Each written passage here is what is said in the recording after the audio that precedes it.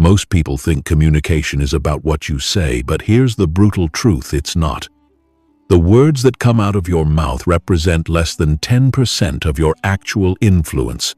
The other 90% is psychology strategy and understanding how the human brain processes information.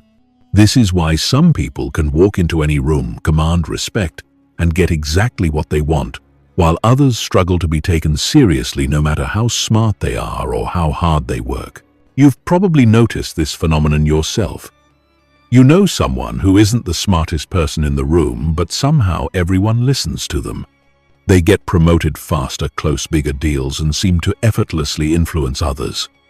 Meanwhile, brilliant people with amazing ideas get ignored, overlooked, and underestimated. The difference isn't intelligence or luck, it's communication mastery. Here's what most people don't understand about powerful communication. It's not a talent you're born with, it's a skill you can learn. Every element of influential speaking, from the way you enter a conversation to how you structure your thoughts, to the psychological triggers you activate, can be systematically developed. The most persuasive speakers in the world. CEOs who command billion-dollar companies, negotiators who close impossible deals, leaders who inspire entire movements. They all follow specific psychological principles that you can master. This audiobook will teach you those principles. You'll learn how to read any room within seconds, how to structure your thoughts so people hang on every word, how to use strategic silence to create authority, how to handle disagreement without losing respect, and how to build the kind of magnetic presence that makes people want to listen to you. By the time you finish, you won't just speak differently, you'll think differently about every interaction you have. But here's the catch: this only works if you apply it. These aren't theoretical concepts to think about. These are practical strategies to use immediately. Every technique I share has been proven in real-world situations, from boardrooms to first dates, from job interviews to family dinners. The psychology of communication is universal, and once you understand it, you'll never struggle to be heard, respected, or influential again. Chapter 1. The fatal communication mistakes that kill your influence before you even speak. Most people sabotage their influence before they even open their mouth. They walk into conversations already defeated because they've made fundamental mistakes that signal weakness, insecurity, and low status to everyone around them. These mistakes are so common that 95% of people make them without even realizing it. And they're destroying their ability to be taken seriously. The first fatal mistake is reactive communication. Most people wait for others to start conversations, set the tone, and determine the direction of the discussion. They respond instead of leading. They follow instead of guiding. And they let other people control the frame of every interaction. This immediately positions them as followers, not leaders. When you're constantly reacting, you're giving away your power and training others to see you as someone who waits for permission rather than someone who takes charge. Reactive communicators use phrases like, "I think maybe you're probably right," and "I'm not sure, but." They ask permission to speak, they apologize for having opinions, and they constantly seek validation from others. This creates a psychological dynamic where people unconsciously categorize them as less important, less confident, and less worthy of serious attention. The human brain is wired to respect certainty and authority, and reactive communication signals the opposite. The second fatal mistake is information dumping. Most people think that more information equals more persuasion, so they overwhelm others with facts, details, statistics, and explanations. They believe that if they just provide enough evidence, people will naturally agree with them. This is completely backwards. The human brain doesn't process information logically. It processes it emotionally first, then finds logical reasons to support those emotions. When you dump information on people, you're actually making it harder for them to understand and agree with you.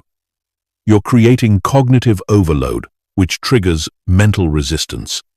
Instead of being persuaded, people become overwhelmed, confused, and mentally exhausted. They stop listening not because your information is wrong, but because their brain can't process it effectively. Information dumping also signals that you don't understand your audience's needs, priorities, or attention span. The third fatal mistake is emotional leakage. This happens when your internal emotional state unconsciously affects your communication. If you're nervous, anxious, insecure, or desperate, these emotions leak out through your voice tone, body language, and word choice, even when you're trying to hide them. People can sense emotional leakage immediately, and it destroys your credibility. Emotional leakage shows up in subtle ways. Your voice might get slightly higher when you're nervous. You might speak faster when you're anxious. You might use more filler words when you're uncertain. You might lean forward too much when you're desperate for approval. These micro-signals communicate more than your actual words, and they tell people that you're not in control of yourself. If you can't control your own emotions, how can you be trusted with important decisions or responsibilities? The fourth fatal mistake is mirror communication. This is when you unconsciously copy the communication style, energy level, and opinions of whoever you're talking to. Mirror communicators become chameleons, constantly adjusting their personality to match their environment. They think this makes them more likable, but it actually makes them forgettable and untrustworthy. When you mirror others, you lose your unique voice and perspective.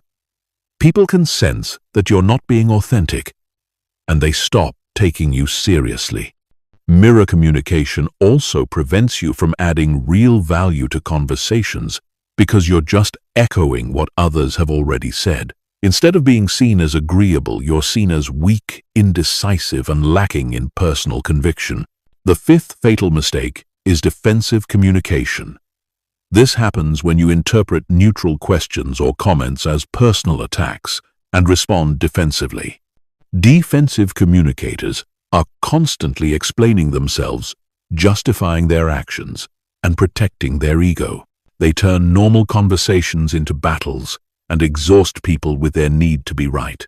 Defensive communication creates a negative spiral. When you get defensive, others become more aggressive, which makes you even more defensive. This pattern destroys relationships, erodes trust, and makes people avoid communicating with you altogether. It also signals that you're insecure about your competence or authority, which undermines your influence. The sixth fatal mistake is approval-seeking communication. This is when your primary goal in every conversation is to be liked rather than to be respected or effective.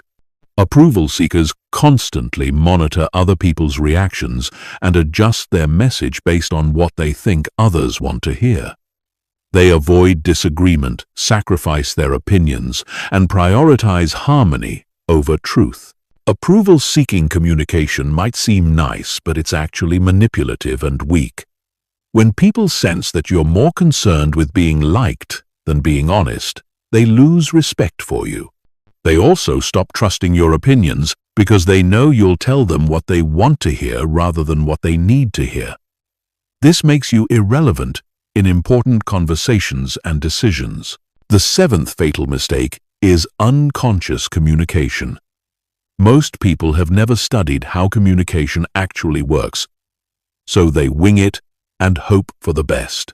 They don't understand how their tone affects perception, how their word choice creates meaning, or how their body language influences outcomes. This is like trying to perform surgery without understanding anatomy. You might get lucky, but you'll probably cause damage. Unconscious communicators repeat the same mistakes over and over because they don't know what they're doing wrong. They blame others for misunderstanding them instead of taking responsibility for unclear communication. They get frustrated when people don't respond the way they want, but they never examine their own role in creating those outcomes.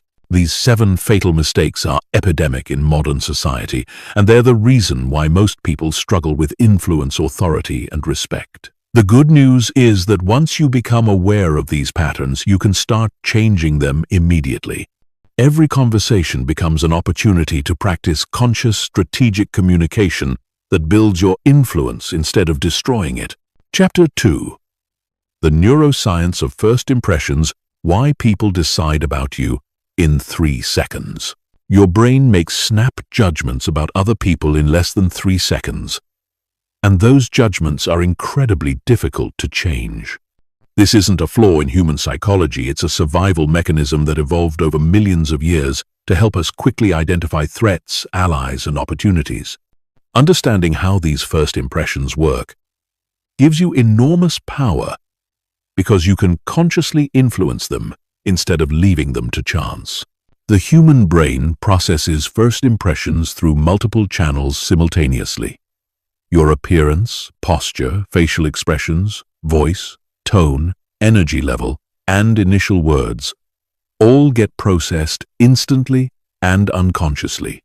Within 3 seconds, people have already decided whether you're competent, confident, trustworthy, high status, or low status, and these decisions shape every subsequent interaction you have with them. This happens because of something called thin slice judgments. The brain takes a tiny slice of information and uses it to make broad predictions about your character, abilities, and intentions. These predictions are remarkably accurate for basic personality traits.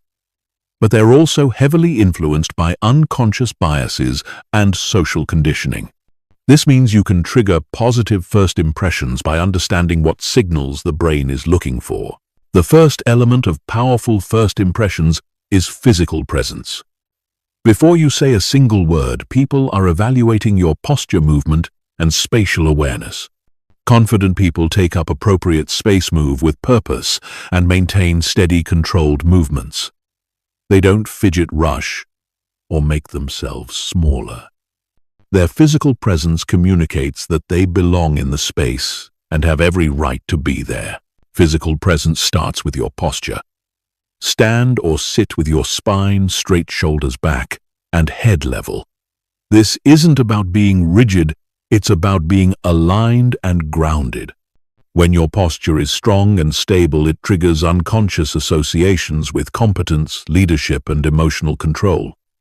When your posture is weak, collapsed, or fidgety, it signals insecurity, nervousness, and low confidence. Your movement patterns also communicate volumes about your internal state. Confident people move deliberately and smoothly. They don't rush unless there's a real urgency, and they don't move slowly unless they're being intentional about creating a specific effect. Their movements have purpose, direction, and control, which signals that they have control over themselves and their environment. The second element is facial expression and eye contact. Your face is the most expressive part of your body, and people read it constantly for emotional information. Confident communicators maintain relaxed, alert facial expressions that show they're engaged but not overly eager. They make appropriate eye contact that shows interest and attention without being aggressive or invasive. Eye contact patterns are particularly important for establishing authority and connection. Strong eye contact signals confidence, honesty, and engagement, but too much becomes aggressive and uncomfortable. The optimal pattern is to maintain eye contact for 3 to 5 second intervals while speaking and 4 to 6 second intervals while listening. This creates a sense of connection without triggering discomfort or dominance battles.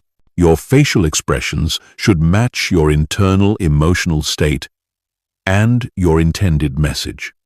If you're nervous but trying to appear confident, the mismatch will be obvious and undermine your credibility. This is why emotional regulation is so crucial for powerful communication. You need to genuinely feel calm and confident, not just try to fake it. The third element is vocal quality and tone. Your voice carries enormous amounts of information about your emotional state, confidence level, and social status. Within seconds of hearing you speak, people make judgments about your competence, authority, and trustworthiness based purely on how you sound. Confident voices have certain characteristics. They're well supported by breath, which creates a full, rich tone. They have controlled pace, which shows thoughtfulness and intentionality. They have appropriate volume, which demonstrates awareness of the space and audience. They have clear articulation, which signals education and attention to detail. And they have varied intonation, which keeps people engaged and interested. Many people unconsciously sabotage their vocal authority by speaking too quietly, which signals insecurity, speaking too quickly, which signals nervousness, or using uptalk, which makes statements sound like questions.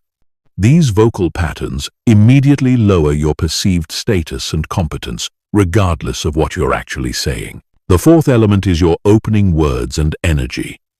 The first thing you say sets the tone for the entire conversation, and people remember it disproportionately due to the primacy effect.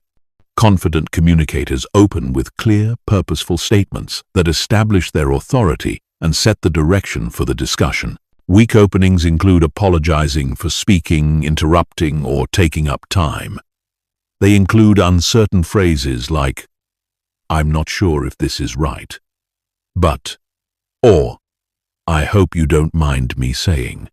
They include excessive pleasantries or small talk that wastes time and dilutes your message. These patterns immediately signal that you don't value your own time or opinions, which trains others to devalue them as well. Strong openings are direct, purposeful, and confident. They might include a clear statement of your purpose, an interesting observation that demonstrates insight, or a strategic question that engages the other person's thinking. The key is to lead the conversation from the first moment, rather than waiting for others to set the direction.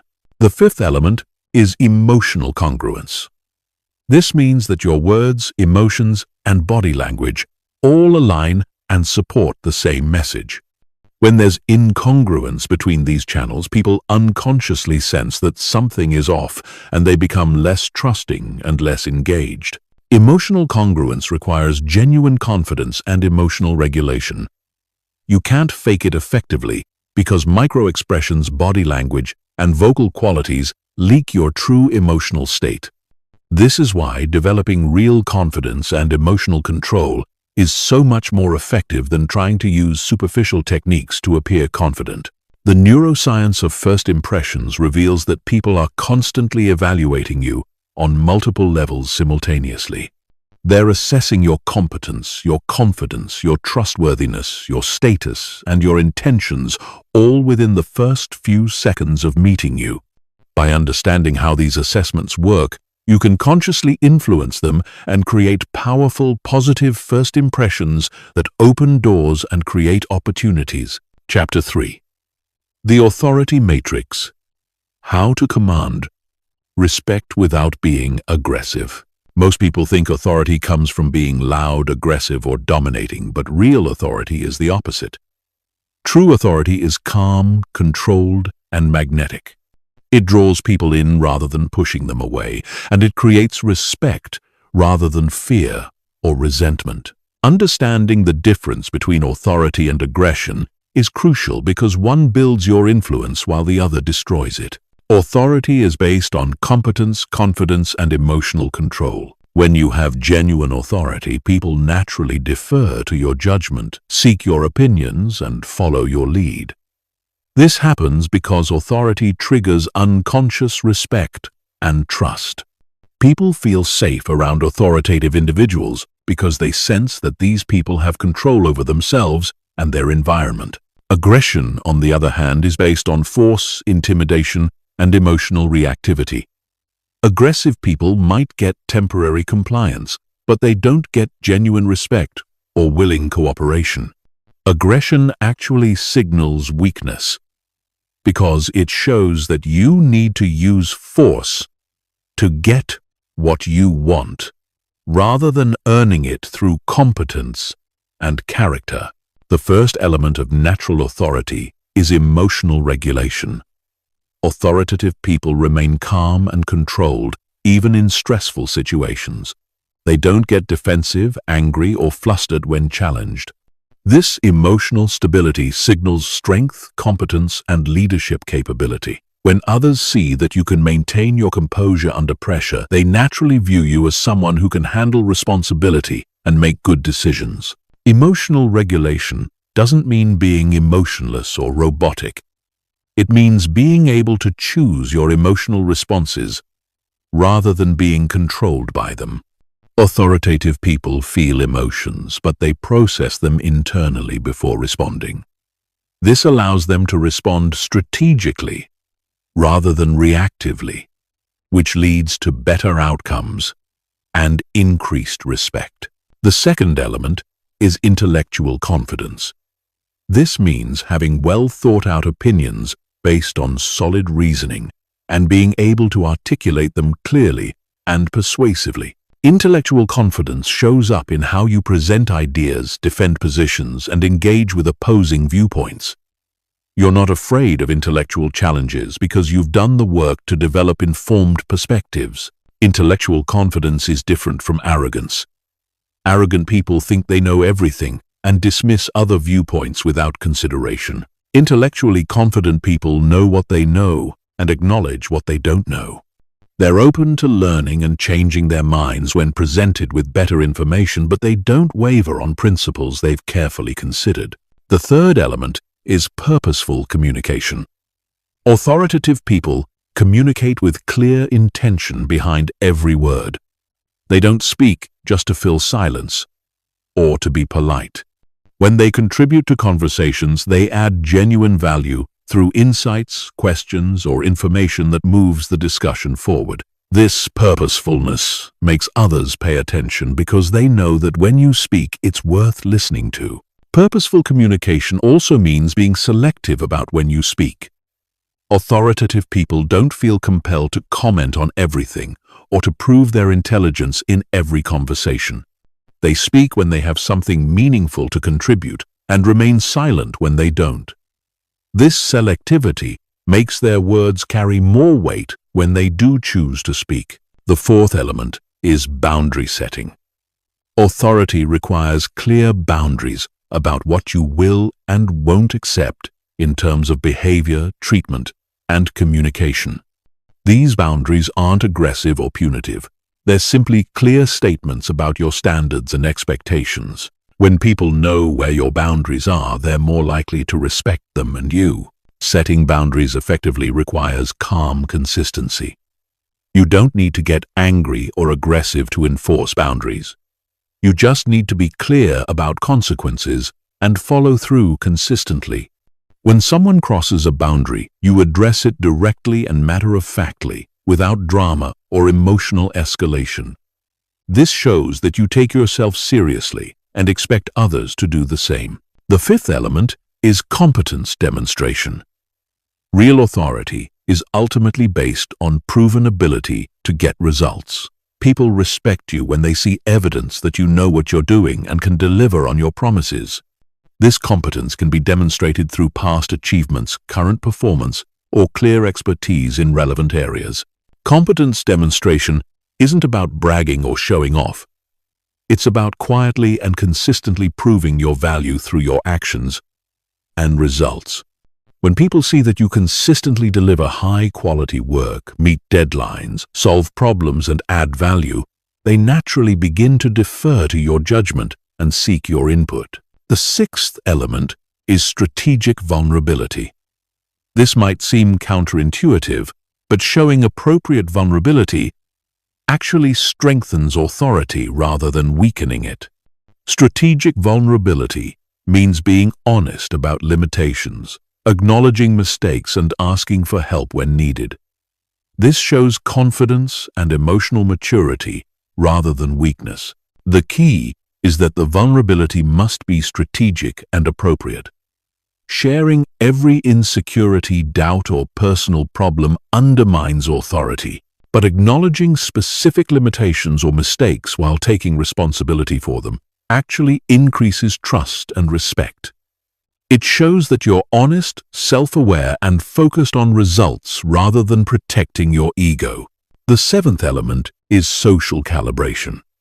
Authoritative people understand social dynamics and adjust their communication style to fit the situation without compromising their core principles.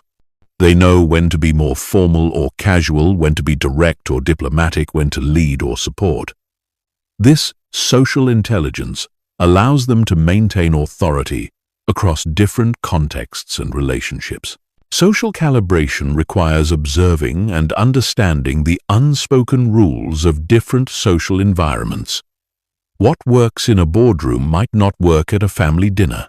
What's appropriate with peers might not be appropriate with subordinates or superiors. Authoritative people navigate these differences skillfully, while maintaining their authentic personality and values. Authority is not about dominating others or getting your way through force. It's about earning respect through competence, character, and emotional maturity. When you develop genuine authority, people naturally want to follow your lead, seek your advice, and respect your decisions. This creates influence that lasts and relationships that strengthen over time rather than deteriorating due to resentment or fear. Chapter 4. The Persuasion Operating System. How to change minds without manipulation. Persuasion is not manipulation. Manipulation involves deceiving or coercing people to act against their best interests for your benefit. Persuasion involves helping people make decisions that are genuinely good for them, while also achieving your legitimate objectives. Understanding this distinction is crucial because ethical persuasion creates lasting relationships and results, while manipulation destroys trust and backfires over time. The foundation of ethical persuasion is understanding how people actually make decisions. Most people think decision-making is a logical, rational process, but neuroscience reveals that it's primarily emotional. People make decisions based on feelings, then use logic to justify those decisions to themselves and others. This means that effective persuasion must engage emotions first, then provide logical support for the emotional decision. This doesn't mean manipulating emotions or creating false feelings. It means understanding what people genuinely care about and helping them see how your proposal connects to their real values, priorities, and desires. When persuasion aligns with someone's authentic interests and emotions, it feels natural and beneficial rather than pushy or manipulative. The first principle of the persuasion operating system is identifying the other person's core motivations. Everyone has primary drivers that guide their decisions. These might include security, achievement recognition, autonomy, connection, growth, or contribution. Before attempting to persuade someone, you need to understand what really motivates them, not what you think should motivate them. You can identify motivations through careful observation and strategic questions. What topics make them light up with enthusiasm? What concerns keep them awake at night? What achievements are they most proud of? What fears do they try to avoid? What values do they consistently defend? Understanding these deeper motivations allows you to frame your proposals in ways that genuinely resonate with their priorities. The second principle is establishing genuine rapport and trust. People are only persuaded by people they like, trust, and respect. This rapport can't be faked through superficial techniques like mirroring body language or using someone's name repeatedly. Real rapport comes from authentic interest in the other person, demonstrated competence, and consistent reliability. Building rapport requires shifting your focus from what you want to get to what you can give. When you genuinely care about helping someone solve their problems or achieve their goals, they sense this authenticity and become more open to your influence. This doesn't mean being selfless. It means finding genuine alignment between your interests and theirs. The third principle is strategic storytelling. Facts tell, but stories sell. Because stories engage emotions, create vivid mental pictures, and make abstract concepts concrete and memorable.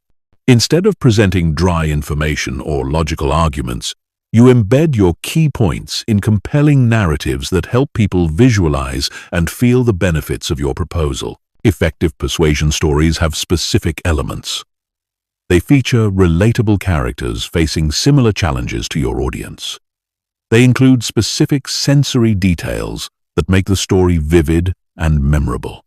They show clear cause and effect relationships between actions and outcomes. They end with results that your audience wants to achieve. And they position your proposal as the key factor that enabled the positive outcome. The fourth principle is addressing resistance proactively. Every person has reasons for potentially saying no to your proposal, and ignoring these concerns doesn't make them go away. Skilled persuaders identify likely objections and address them before they're raised. This shows that you understand the other person's perspective and have thoughtfully considered their concerns. Addressing resistance isn't about overpowering objections with stronger arguments. It's about acknowledging legitimate concerns and providing genuine solutions or alternatives. Sometimes this means modifying your proposal to better meet their needs. Sometimes it means providing additional information or assurances. Sometimes it means accepting that your proposal isn't right for them at this time. The fifth principle is creating urgency without pressure.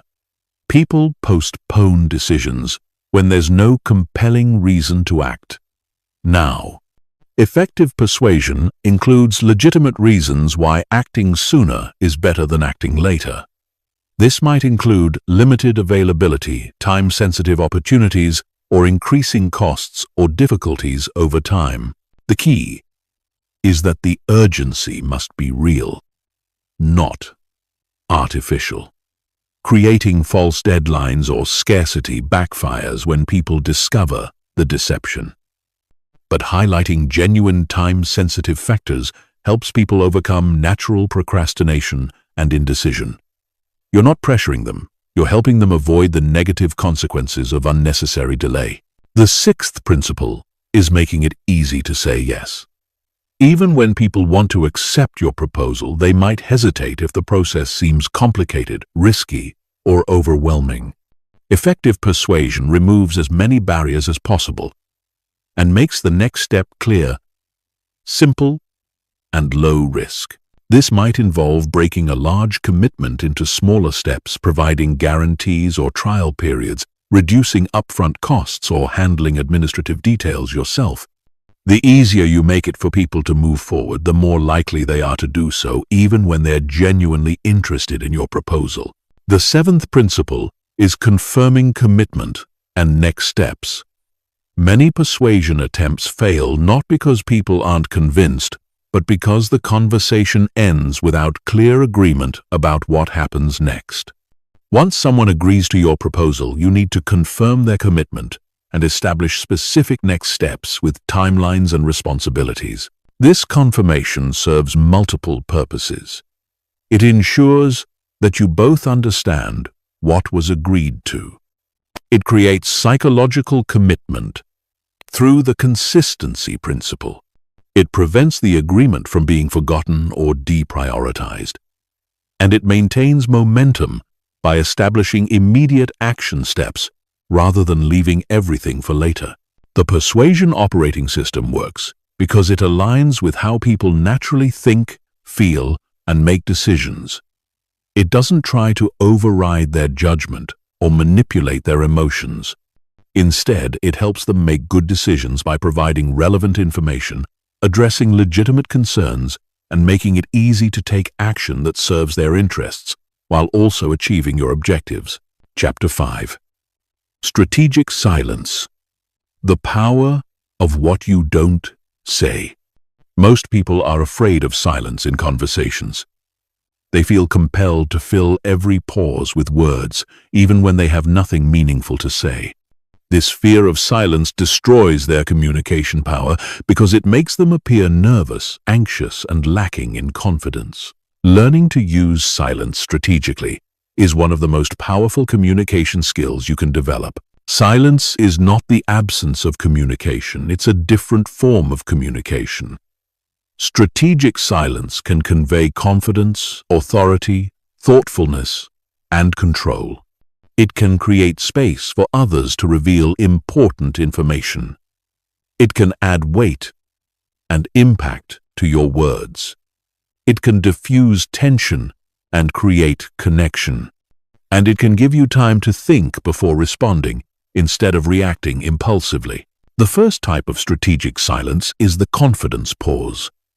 This is a brief silence before you speak that shows you're choosing your words carefully rather than blurting out the first thing that comes to mind. Confident people are comfortable with this pause because they're not desperate to prove themselves or fill every moment with chatter.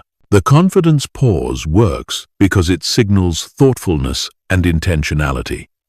When you pause before speaking, people unconsciously assume that what you're about to say is worth waiting for. This makes them pay closer attention to your words and gives your message more impact. It also gives you time to organize your thoughts and choose the most effective way to communicate your point. The second type is the emphasis pause. This is a strategic silence after making an important point that allows it to sink in before moving on. Most people rush from point to point without giving their audience time to process important information. The emphasis pause ensures that your key messages are absorbed and remembered rather than lost in a stream of continuous talking. Emphasis pauses are particularly powerful after making bold statements, asking important questions, or delivering surprising information. The silence creates mental space for the other person to consider what you've said, rather than immediately thinking about their response. This increases the likelihood that your message will influence their thinking and decision-making. The third type is the invitation silence. This is a longer pause that creates space for the other person to contribute to the conversation. Many people monopolize conversations by talking continuously, which prevents them from learning important information about the other person's thoughts, feelings, and motivations. Invitation silences encourage others to share more than they initially intended. Invitation silences work because most people feel compelled to fill conversational gaps. When you create space through silence, others will often reveal information they wouldn't share if you kept talking. This information can be invaluable for understanding their perspectives, building rapport, and identifying opportunities for connection or persuasion. The fourth type is the processing pause. This is a silence that gives you time to think before responding to difficult questions or challenging statements. Instead of feeling pressured to respond immediately, you can take a moment to consider your options and choose the most strategic response. This prevents you from saying something you'll regret and helps you maintain control of the conversation. Processing pauses are especially important when dealing with confrontation, criticism, or high-pressure situations. The natural tendency is to defend yourself immediately, but this often leads to reactive responses that escalate conflict or undermine your position. A strategic pause allows you to respond thoughtfully rather than emotionally, which leads to better outcomes. The fifth type is the tension pause.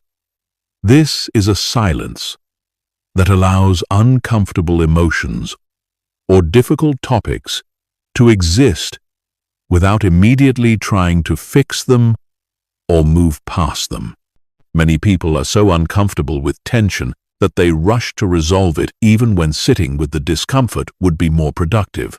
Tension pauses can be powerful in negotiations, difficult conversations, or when addressing performance issues. Instead of immediately offering solutions or reassurances, you allow the other person to feel the full weight of the situation. This often motivates them to take responsibility or propose solutions themselves rather than waiting for you to fix their problems. The sixth type is the reflection silence.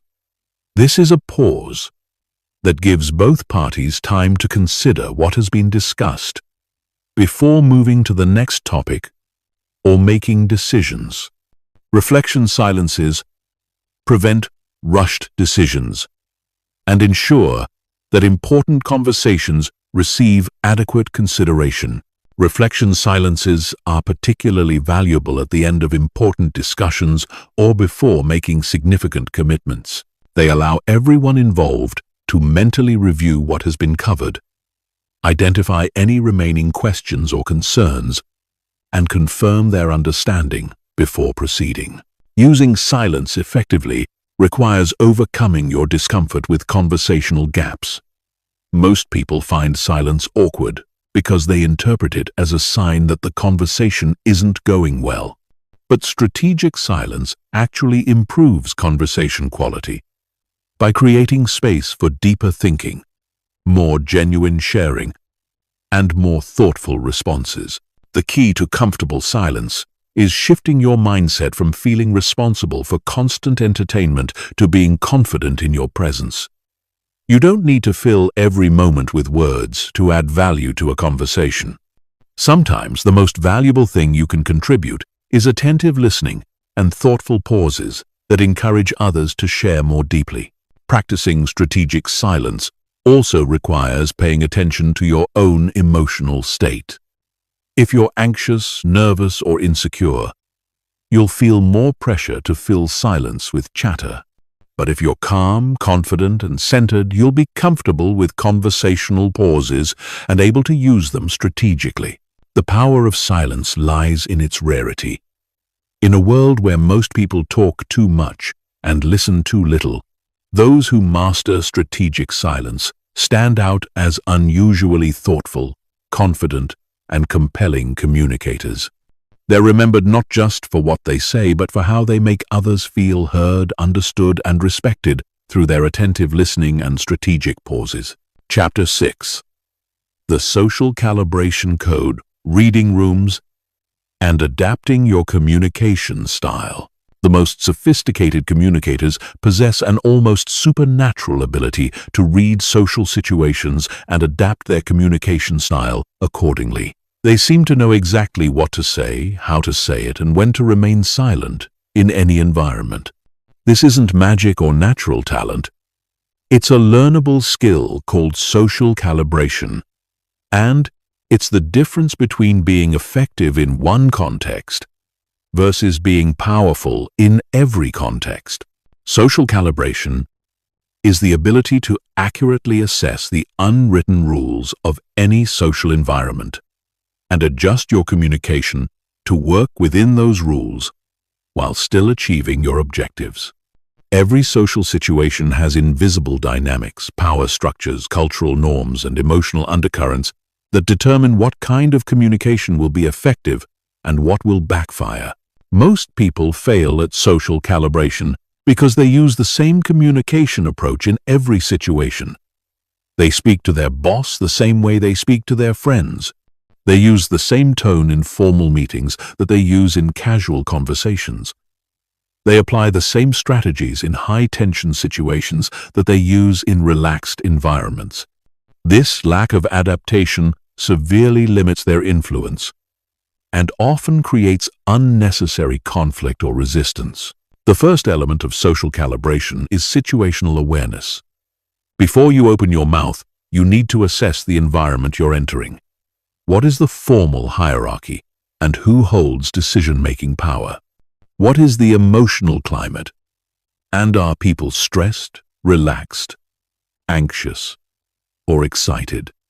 What are the cultural norms, and what behaviors are expected versus prohibited? What is the time pressure, and how much depth versus efficiency is required?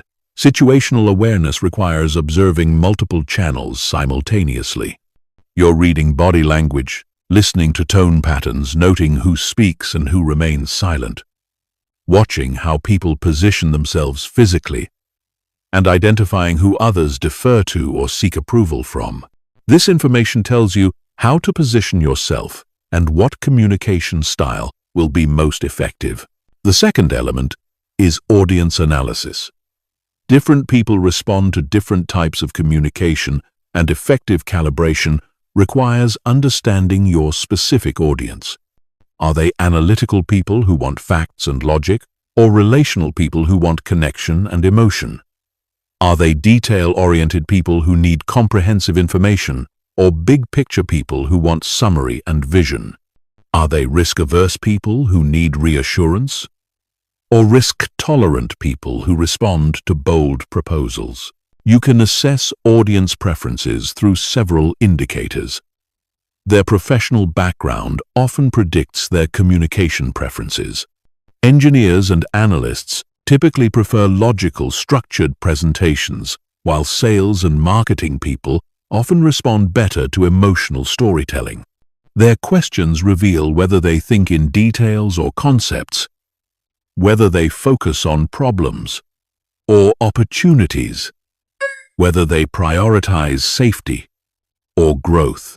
The third element is power dynamics assessment. Every social situation has formal and informal power structures that determine how influence flows. Formal power comes from titles, positions, and official authority. Informal power comes from relationships, expertise, social status, and personal charisma. Effective communication requires understanding both types of power and adapting your approach accordingly. When communicating with people who have higher formal power, you typically need to be more structured, respectful, and results-focused. You should prepare thoroughly, present information clearly, and respect their time constraints. When communicating with people who have informal power, you might need to be more relational, collaborative, and patient in building consensus. Understanding power dynamics also helps you avoid accidentally threatening or undermining powerful people. Some communication styles that work well with peers can backfire with superiors if they seem disrespectful or presumptuous. Other styles that work with subordinates can appear weak or indecisive with peers or superiors. The fourth element is cultural competence. Every organization, industry, and social group has unique cultural norms that affect communication effectiveness. These cultures determine what topics are safe versus dangerous, what communication styles are respected versus rejected, and what behaviors signal competence versus incompetence. Corporate cultures vary dramatically in their communication preferences. Some value direct confrontational debate, while others prioritize harmony and consensus. Some reward bold risk-taking, while others punish any deviation from established procedures. Some encourage informal, casual interaction, while others maintain strict professional boundaries. Misreading these cultural signals can destroy your credibility and influence.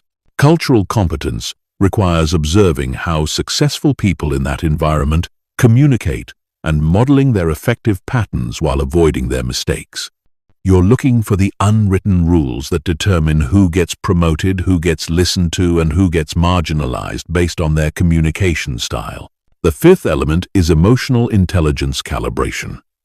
Every social situation has an emotional tone that affects how people receive and process communication. High-stress environments require different approaches than relaxed environments. Celebratory situations call for different energy than problem-solving situations. Crisis moments demand different strategies than routine interactions. Emotional calibration means matching your energy and tone to the situational requirements while still maintaining your authentic personality. If everyone is stressed and urgent, you can't be slow and casual without appearing disconnected. If everyone is formal and serious, you can't be playful and irreverent without seeming inappropriate. But you also can't completely suppress your personality, or you'll appear fake and untrustworthy. The sixth element is strategic flexibility. Social calibration isn't about becoming a chameleon who has no consistent identity. It's about being strategically flexible in your communication approach while maintaining your core values and objectives. You're adapting your methods, not your principles, your style, not your substance, your presentation, not your purpose. Strategic flexibility requires having multiple communication approaches in your repertoire. You need to be able to communicate analytically when the situation requires logic emotionally, when connection is needed assertively, when leadership is required, and collaboratively when consensus building is important. This range allows you to be effective across diverse situations and relationships. The seventh element is real-time adjustment. Social calibration isn't just about reading a situation correctly at the beginning, it's about continuously monitoring feedback and adjusting your approach as the situation evolves. People's moods change, power dynamics shift, and new information emerges that requires communication strategy modifications. Real-time adjustment requires paying attention to micro-feedback signals. Are people leaning in or leaning back? Are they asking questions or remaining silent? Are they making eye contact or looking away? Are they nodding in agreement or showing signs of confusion or disagreement? This feedback tells you whether your current approach is working or needs modification. Effective real-time adjustment also requires having the emotional flexibility to change course without losing confidence or composure. Many people get locked into communication approaches even when they're clearly not working because changing feels like admitting failure. But strategic adaptation is a sign of social intelligence, not weakness. Mastering social calibration transforms you from someone who is effective in limited contexts to someone who can succeed in any environment. You become the person others rely on for important conversations, difficult negotiations, and high-stakes presentations, because you have the rare ability to read situations accurately and communicate in ways that achieve results while maintaining relationships. Chapter 7. The Confidence Algorithm Building Unshakable Self-Assurance in Any Situation. Confidence is not a personality trait you're born with. It's a skill you can systematically develop. Most people think confidence comes from success, but the reality is reversed. Confidence creates success, not the other way around. When you understand how confidence actually works, you can build it deliberately and maintain it consistently, regardless of external circumstances. The foundation of unshakable confidence is understanding the difference between outcome-based confidence and process-based confidence. Outcome-based confidence depends on external results and other people's approval. When things go well, you feel confident. When they don't, you feel insecure. This type of confidence is fragile and unreliable because you can't control outcomes or other people's reactions. Process-based confidence comes from trusting your ability to handle whatever happens. It's based on your preparation, competence, and emotional resilience rather than specific results. When you have process-based confidence, you remain steady and self-assured even when outcomes are uncertain or disappointing because you know you have the skills and character to navigate any situation effectively. The first element of the confidence algorithm is competence building. Real confidence is rooted in real ability, and you can't fake competence for very long without being exposed. This means that building confidence requires continuously developing your knowledge, skills, and expertise in areas that matter to your goals and responsibilities. Competence building isn't just about technical skills. It also includes communication skills, emotional regulation, leadership abilities, problem-solving capabilities, and social intelligence. The broader your competence base, the more confident you can be in diverse situations because you know you have the tools to add value and achieve results. The key to competence building is deliberate practice focused on your specific weaknesses and challenges. Most people practice what they're already good at because it feels comfortable and rewarding. But confidence comes from knowing you can handle difficult situations, which requires practicing the skills you'll need when things go wrong. The second element is preparation mastery. Confidence grows when you know you've prepared thoroughly for whatever challenges you might face. This preparation includes researching relevant information, anticipating potential problems, developing contingency plans, and rehearsing important communications or presentations. Preparation mastery goes beyond surface-level planning to include mental and emotional preparation. You visualize successful outcomes but also prepare mentally for potential setbacks or difficulties. You practice staying calm and focused under pressure. You develop quick decision-making processes for unexpected situations. This comprehensive preparation gives you confidence that you can handle anything that comes up. The third element is evidence accumulation. Your brain builds confidence by accumulating evidence that you can succeed in challenging situations.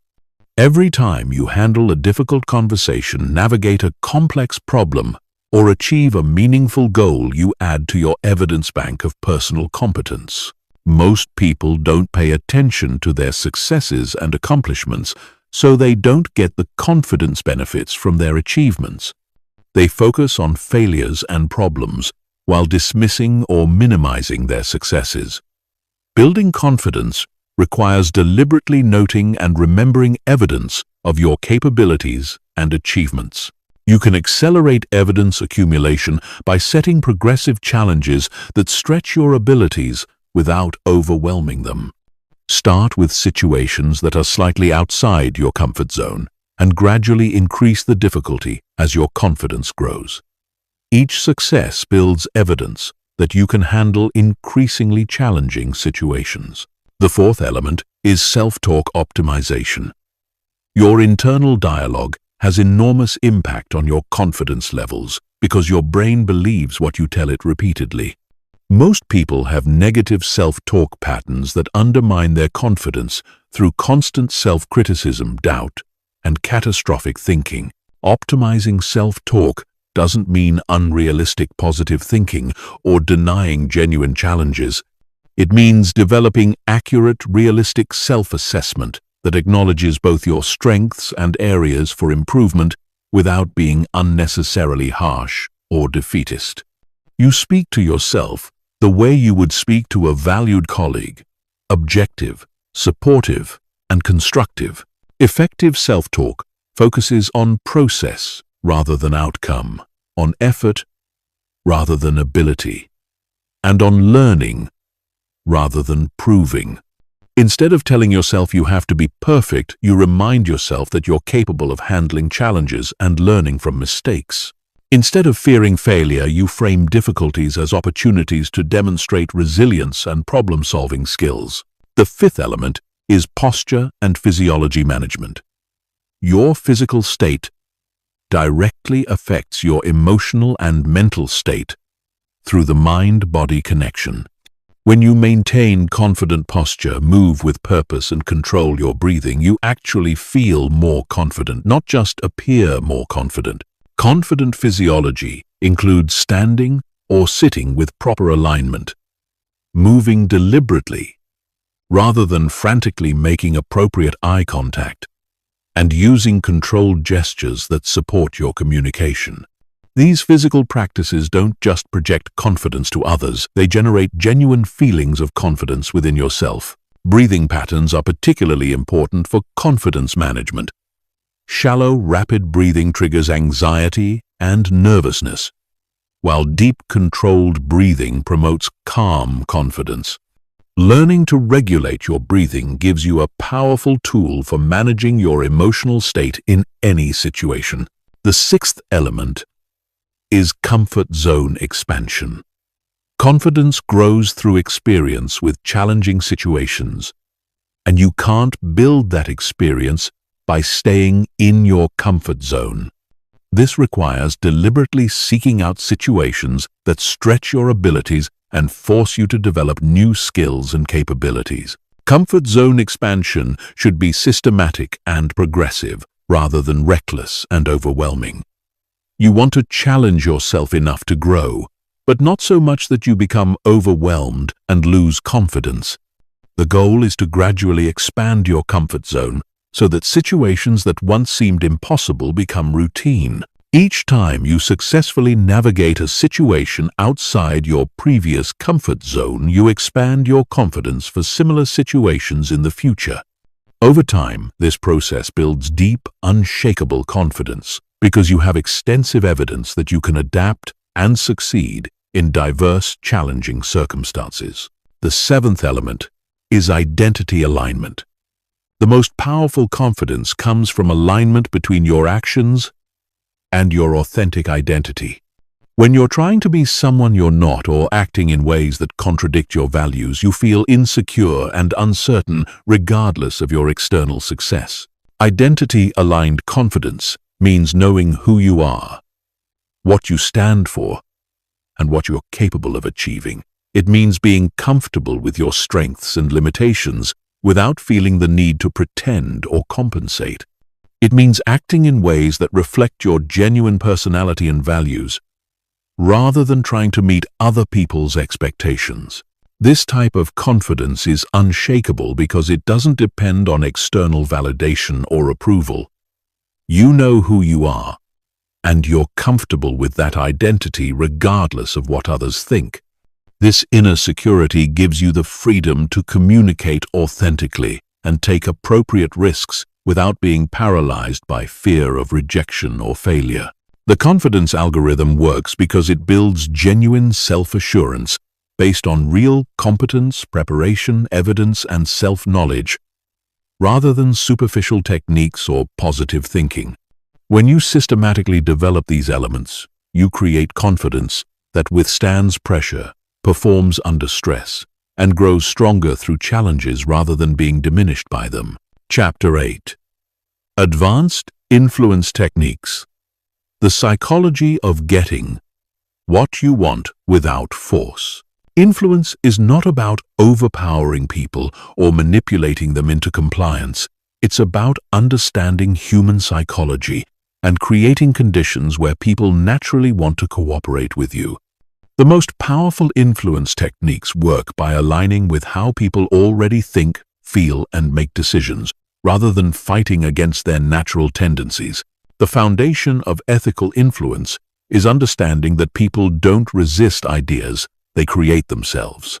When you can guide people to discover conclusions, solutions, or decisions on their own, they feel ownership and commitment rather than resentment or resistance.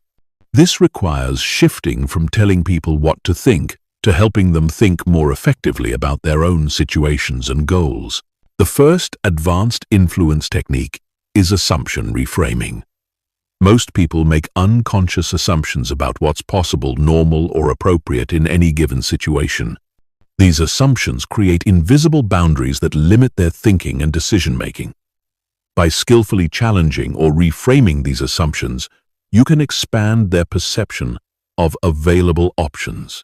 Assumption reframing works by introducing new perspectives that highlight the arbitrary nature of current limitations.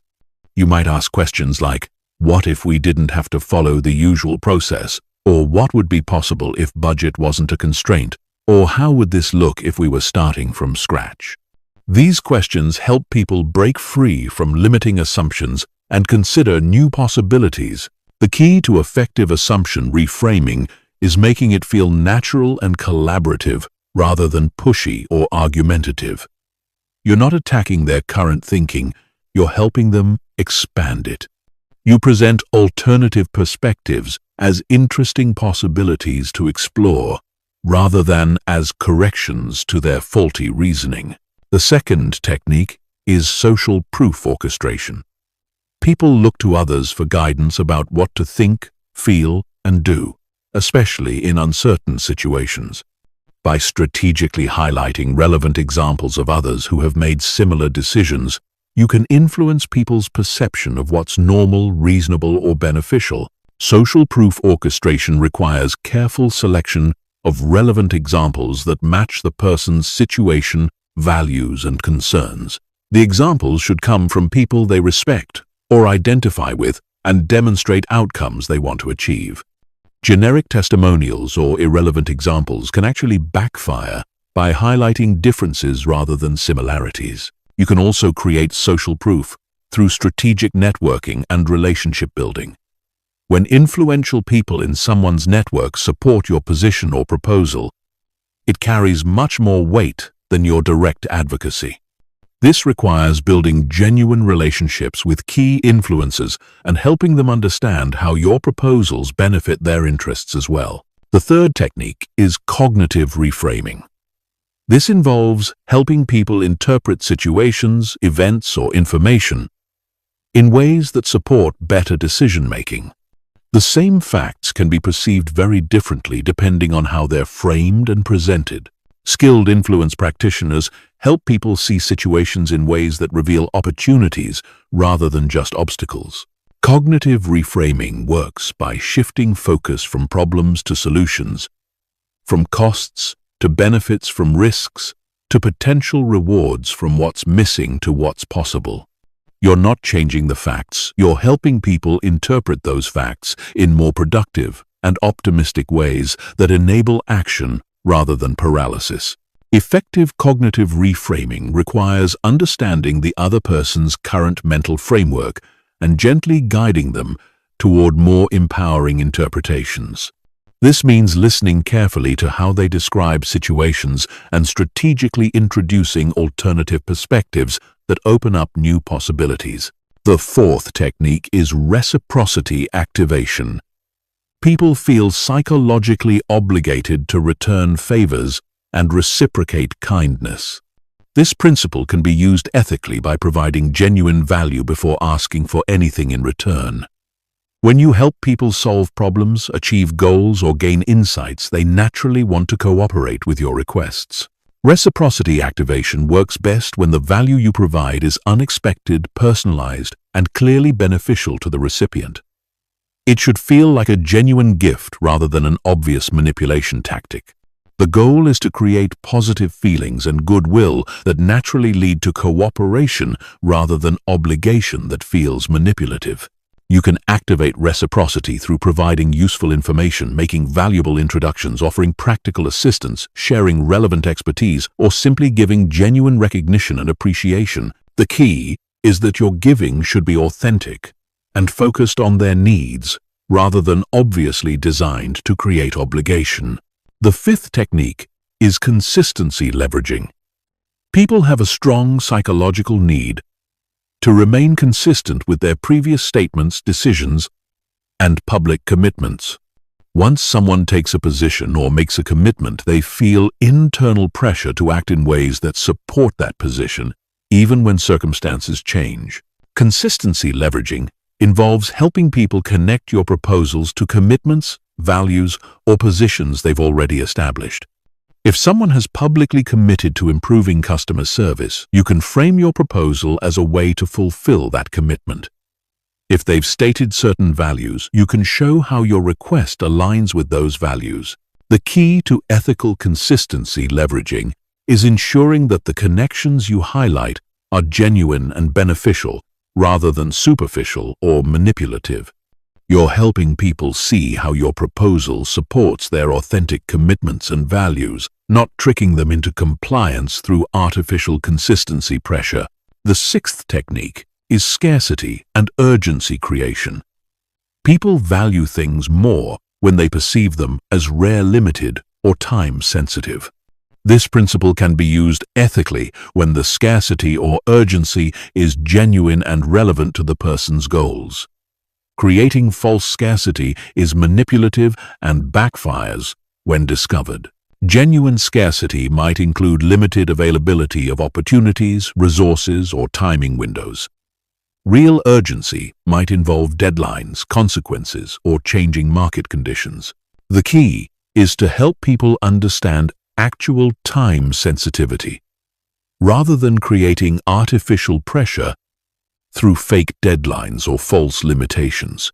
When highlighting scarcity or urgency, you should also provide clear information about why the limitation exists and what the consequences of delay might be. This helps people make informed decisions rather than feeling pressured into hasty choices they might regret later. The seventh technique is emotional alignment. People make decisions based on emotions, then justify them with logic. Effective influence requires connecting with people's genuine emotions and helping them see how your proposal satisfies their emotional needs and desires, not just their logical requirements. Emotional alignment means understanding what people really care about at a deeper level than their stated rational preferences. What are their fears, hopes, ambitions, and values? How do they want to feel about themselves and their decisions? What emotional outcomes are they trying to achieve or avoid? Once you understand someone's emotional drivers, you can frame your communication in ways that connect with those feelings while still providing solid logical support. You're not manipulating emotions, you're helping people see how your proposal aligns with what they genuinely care about most deeply. These advanced influence techniques work because they align with natural human psychology rather than fighting against it. They help people make better decisions that serve their interests while also achieving your legitimate objectives. When used ethically, they create win-win outcomes that strengthen relationships and build long-term cooperation and trust. Chapter 9. Crisis Communication: How to Stay Powerful When Everything Goes Wrong. Crisis situations reveal who has real communication power and who just appears confident when things are easy. When pressure mounts, emotions run high, and stakes become critical, most people's communication skills collapse. They become reactive, defensive, scattered, or paralyzed. But masters of crisis communication actually become more powerful and influential during difficult times because they know how to maintain composure, clarity, and leadership when others lose control. Crisis communication is not about having all the answers or preventing all problems. It's about maintaining your effectiveness and influence when facing unexpected challenges, uncertainty, and high-stakes pressure. The people who master this skill become the ones others turn to when things go wrong, which creates enormous opportunities for leadership and advancement. The first principle of crisis communication is emotional regulation under pressure. When crisis hits, your first responsibility is managing your own emotional state, because your emotions will either stabilize or destabilize everyone around you. People look to leaders for emotional cues about how serious the situation is and how they should respond. Emotional regulation doesn't mean suppressing emotions or pretending everything is fine. It means processing emotions internally before they leak out in destructive ways. You feel the stress, anxiety, or urgency, but you don't let those feelings control your communication or decision-making. This emotional control gives others confidence that you can handle the situation effectively. Techniques for crisis. Emotional regulation include controlled breathing to maintain physiological calm, strategic pausing before responding to avoid reactive statements, grounding yourself in facts rather than fears, and focusing on solutions rather than dwelling on problems. These practices help you maintain the clear thinking necessary for effective crisis leadership. The second principle is information management and transparency. During crises, people are hungry for information, and they'll create their own explanations if you don't provide clear, accurate updates. This rumor generation often makes situations worse than they actually are, so proactive communication is essential for maintaining control and confidence. Effective crisis information management means providing regular updates even when you don't have complete information. You communicate what you know, what you don't know, what you're doing to find out more, and when you expect to have additional information. This transparency builds trust and prevents the information vacuum that leads to speculation and panic. You should also acknowledge the seriousness of situations without being alarmist or defeatist. People need to understand that you're taking things seriously and responding appropriately. But they also need confidence that the situation is manageable. This balance requires careful word choice and tone management. The third principle is solution-focused communication. Crisis situations naturally generate problem-focused thinking, where people become absorbed in analyzing what went wrong, who's to blame, and how bad things might get. While some problem analysis is necessary, effective crisis communication quickly shifts focus to solution development and action planning. Solution-focused communication means acknowledging problems without dwelling on them, redirecting energy toward constructive action, and maintaining optimism about finding workable solutions. You ask questions like, What can we do now to improve this situation? What resources do we have available? And what would success look like given our current constraints? This approach doesn't mean ignoring real problems or being unrealistically positive. It means channeling mental and emotional energy toward productive problem solving rather than getting stuck in circular problem analysis or blame assignment that doesn't improve outcomes. The fourth principle is stakeholder-specific messaging. Different groups of people affected by a crisis have different concerns, information needs, and decision-making authority. Effective crisis communication involves tailoring your message content timing and delivery method to each stakeholder group's specific situation and requirements. Internal team members need detailed information about immediate action steps, role clarifications, and resource availability. Senior leadership needs strategic perspective, impact assessment, and recommendation options. External partners need relevant updates without confidential details. Customers need reassurance about how the situation affects them and what you're doing to protect their interests. Creating stakeholder-specific messaging requires understanding each group's priorities, concerns, and decision-making processes.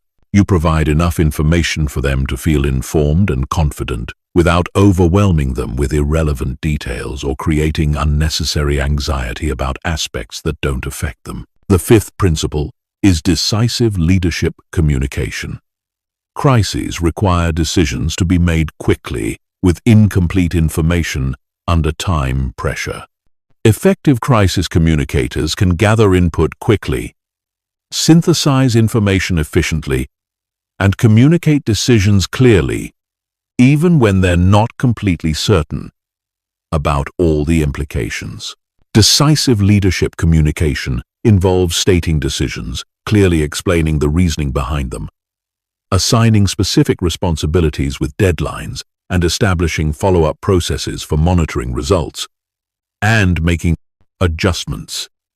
You don't wait for perfect information or universal consensus, because delay often makes problems worse. The key is balancing speed with thoroughness.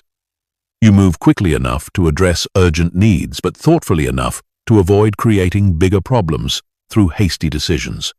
This requires developing good judgment about when more analysis is needed versus when action is more important than additional planning. The sixth principle is reputation protection and recovery. How you communicate during crises significantly impacts your long-term reputation and relationships.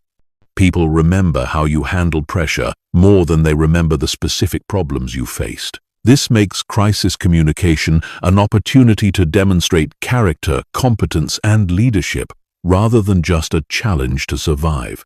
Reputation protection involves taking appropriate responsibility without unnecessary self-blame, maintaining professional standards even under pressure, and following through on commitments made during crisis periods. You don't promise things you can't deliver, but you do everything possible to fulfill the commitments you make. Recovery communication focuses on learning from the crisis, improving systems and processes to prevent similar problems, and demonstrating that you've grown stronger and more capable as a result of handling the challenge. This positions crises as growth opportunities rather than just problems to overcome. The seventh principle is relationship strengthening through adversity. Crisis situations can either damage relationships through poor communication or strengthen them through effective crisis management.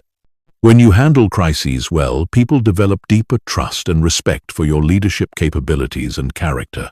Relationship strengthening happens when you maintain clear communication, keep commitments made under pressure, show genuine concern for others' welfare, and follow through on promises to improve situations. People who see you perform well under pressure become stronger advocates and supporters in the future. You can also use crisis situations to demonstrate values and priorities that might not be visible during normal operations. How you treat people when resources are scarce, what principles you maintain under pressure, and how you balance competing interests during difficult times, all reveal character that builds long-term trust and influence. Crisis communication mastery transforms you from someone who struggles during difficult periods to someone who actually gains influence and respect through effective crisis leadership. Instead of avoiding challenging situations, you become the person others seek out when they need strong, steady leadership during uncertain times. Chapter 10. Building communication systems that create lasting influence. Most people approach communication as a series of isolated interactions without any systematic strategy for building cumulative influence over time. They have good conversations and bad conversations, random successes and unexpected failures, but no coherent system for consistently developing their communication power and expanding their influence. Building lasting influence requires systematic approaches that compound over time, rather than relying on individual moments of brilliance. The foundation of systematic communication influence is understanding that every interaction either builds or erodes your reputation for competence, trustworthiness, and leadership. People form impressions about your communication abilities based on patterns they observe over time, not just single conversations. This means you need consistent standards and approaches that reinforce positive perceptions through multiple touchpoints. The first element of communication systems is message consistency across contexts. Your core messages about your capabilities, values, priorities, and expertise should remain consistent, whether you're speaking in formal presentations, casual conversations, written communications, or crisis situations. This consistency helps people develop clear, accurate impressions of who you are and what you stand for. Message consistency doesn't mean being rigid or robotic in your communication. It means having clear, authentic core themes that appear reliably across different formats and situations. When people interact with you multiple times, they should get reinforcing evidence about your key strengths and values rather than confusing mixed signals that make you hard to categorize or remember. You develop message consistency by identifying your core professional identity and value proposition, then finding natural ways to reinforce these themes in diverse communication situations. This requires conscious preparation and practice, but becomes more natural over time as you develop communication habits that automatically reinforce your desired reputation. The second element is relationship mapping and strategic networking. Influence flows through relationships, and building systematic influence requires understanding your relationship ecosystem and developing strategic approaches for strengthening key connections over time. This means identifying who influences whom in your professional environment and building authentic relationships with those key connectors. Relationship mapping involves analyzing formal and informal power structures, identifying decision-makers and influencers, understanding relationship dynamics between key players, and recognizing opportunities for adding value to important relationships. This analysis helps you prioritize relationship-building efforts and develop appropriate strategies for different types of connections.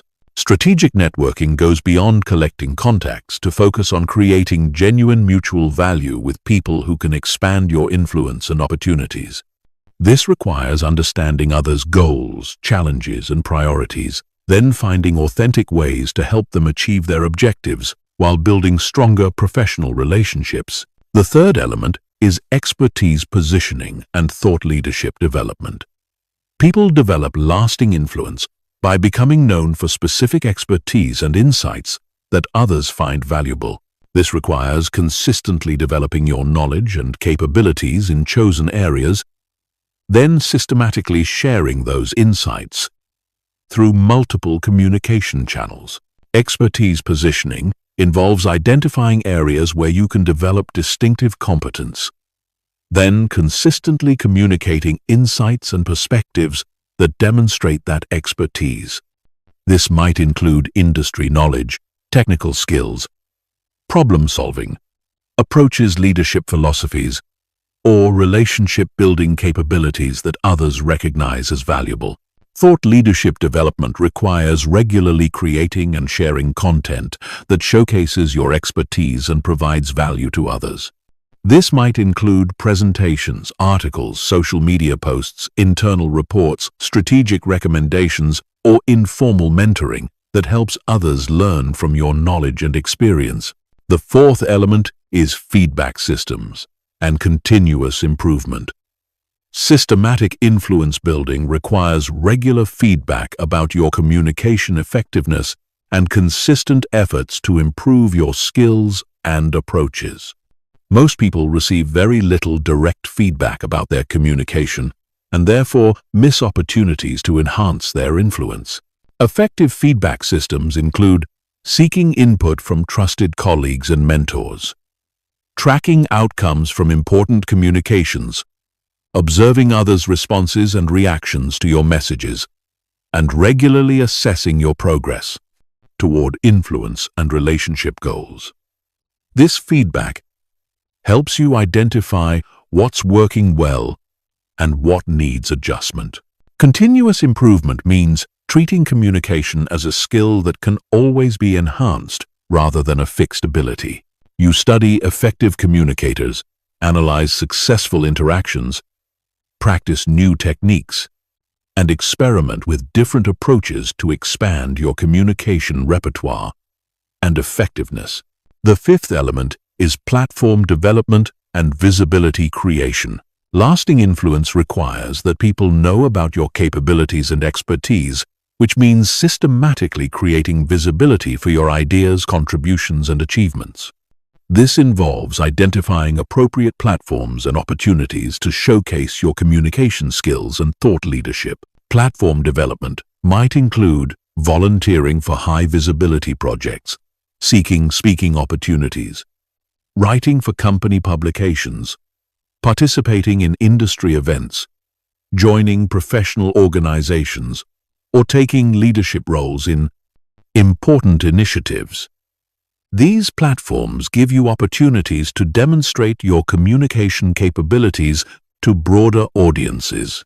Visibility creation also requires documenting and sharing your achievements and insights, rather than assuming that good work will automatically be recognized.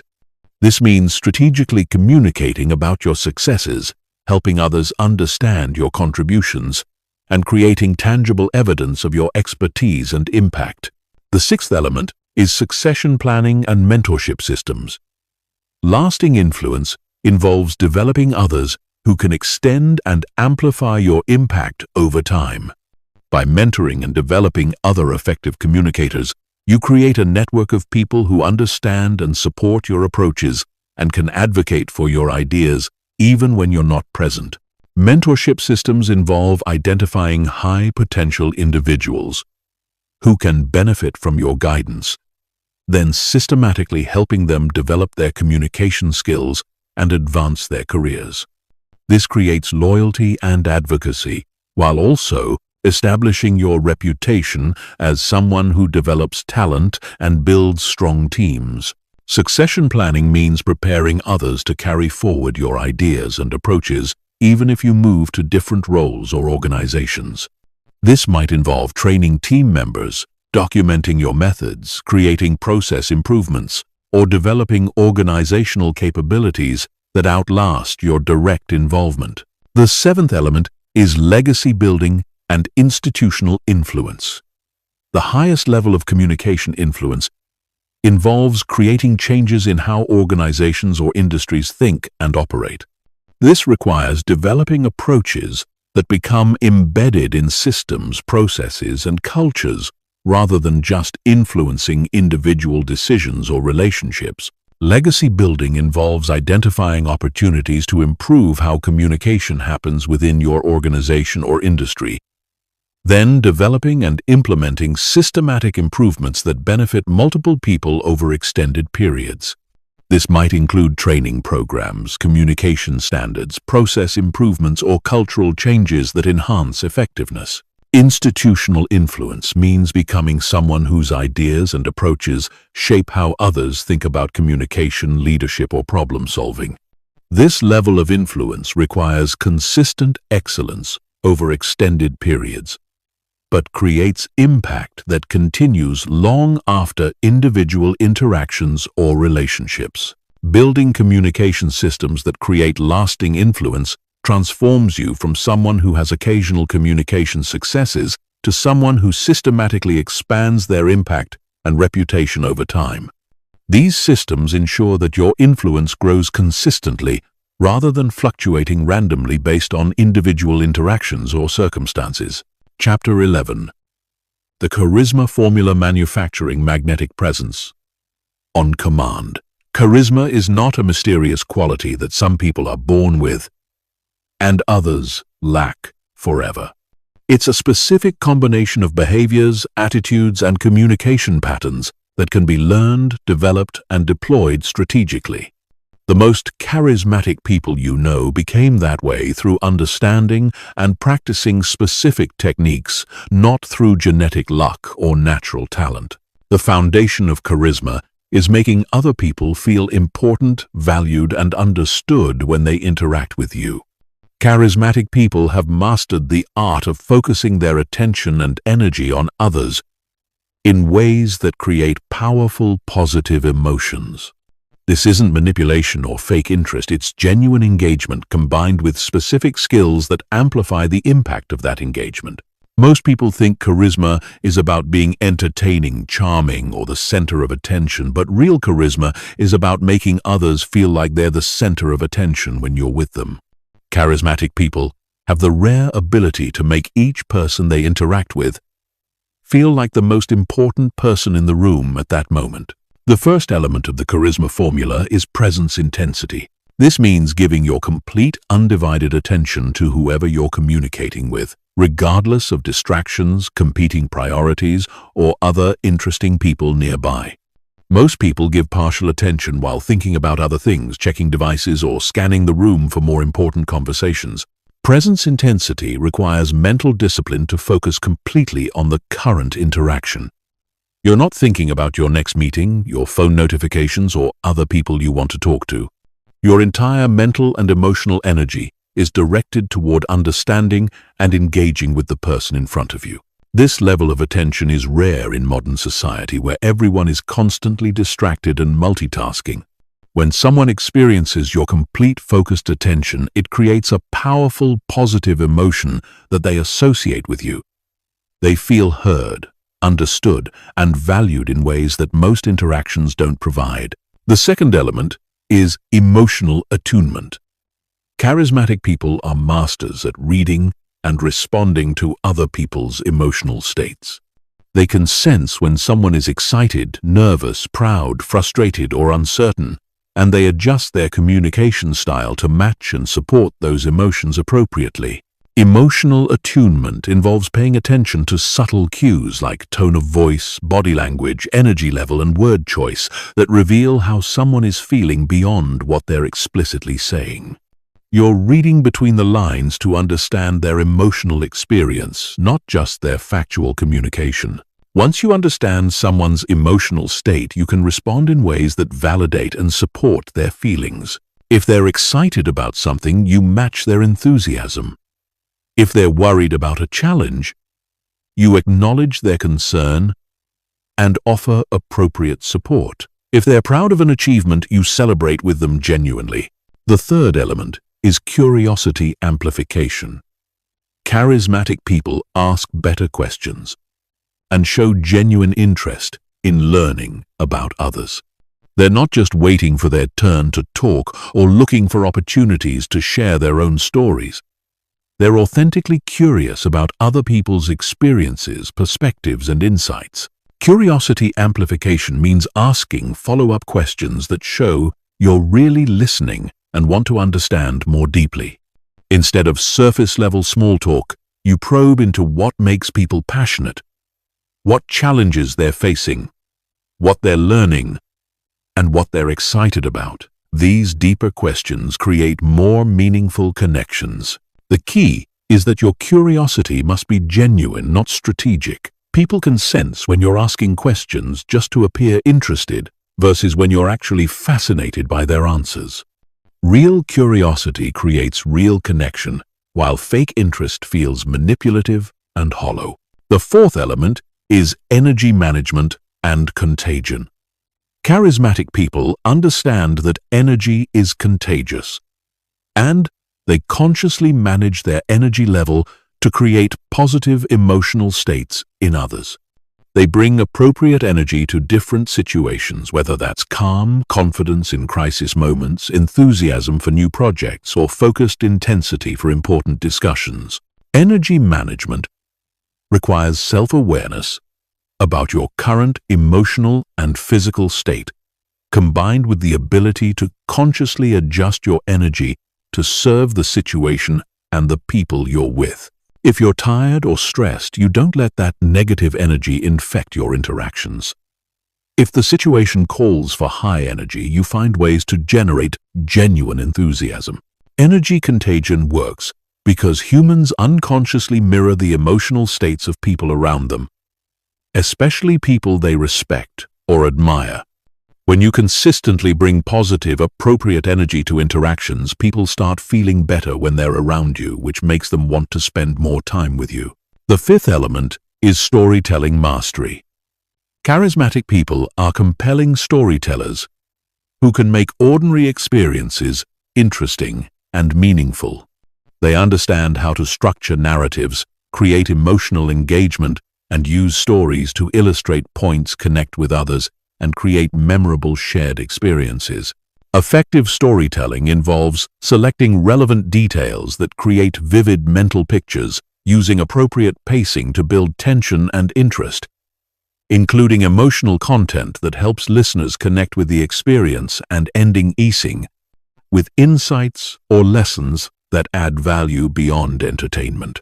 Charismatic storytelling isn't about having the most interesting life or most dramatic experiences. It's about finding the universal human elements in ordinary situations and presenting them in ways that help others see new perspectives or feel understood in their own similar experiences. The sixth element is vulnerability calibration.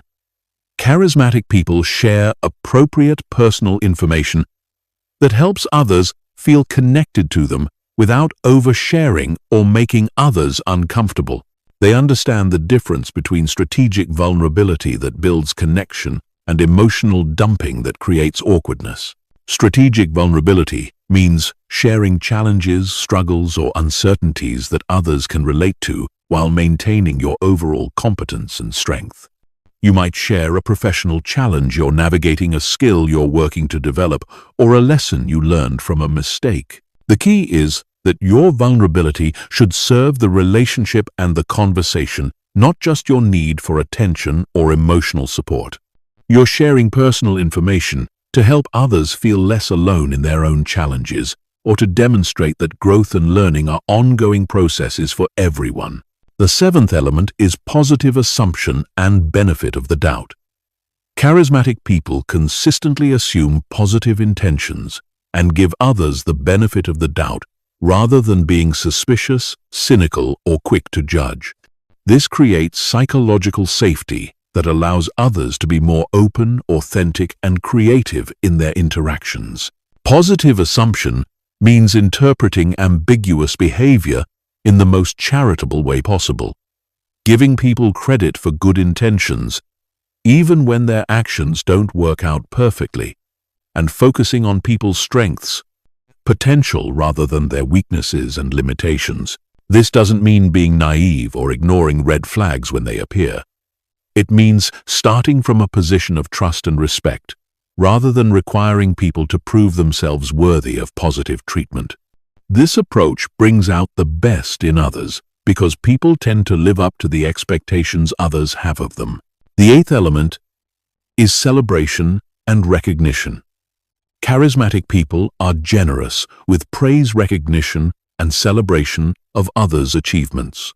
They notice when people do good work, overcome challenges, or demonstrate positive qualities, and they express genuine appreciation for those accomplishments.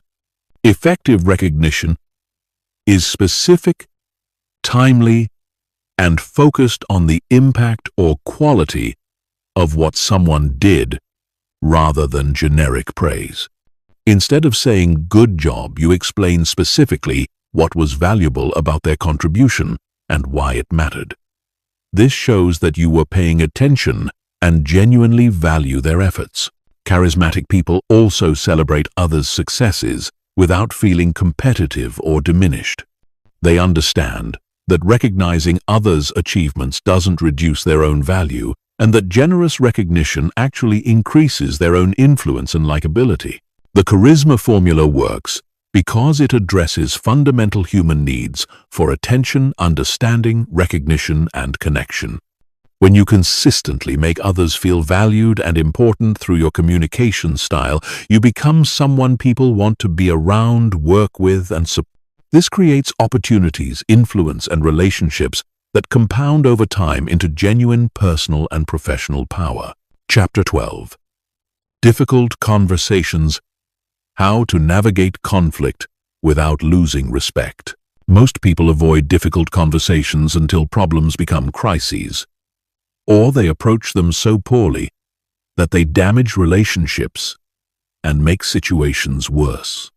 The ability to navigate challenging discussions skillfully is one of the most valuable communication competencies you can develop, because it transforms potential relationship damage into relationship strengthening and turns conflicts into collaborations. Difficult conversations are not inherently bad or destructive. They become destructive when they're handled poorly. When approached with the right mindset, preparation, and techniques, challenging discussions can actually build trust, deepen relationships, and create better outcomes for everyone involved. The key is learning to have these conversations in ways that preserve dignity, maintain respect, and focus on solutions rather than blame. The foundation of effective, difficult conversations is shifting from adversarial thinking to collaborative problem-solving. Most people approach conflict as a battle where someone wins and someone loses. But this mindset guarantees relationship damage, regardless of the immediate outcome. Collaborative thinking focuses on understanding different perspectives and finding solutions that address everyone's legitimate needs.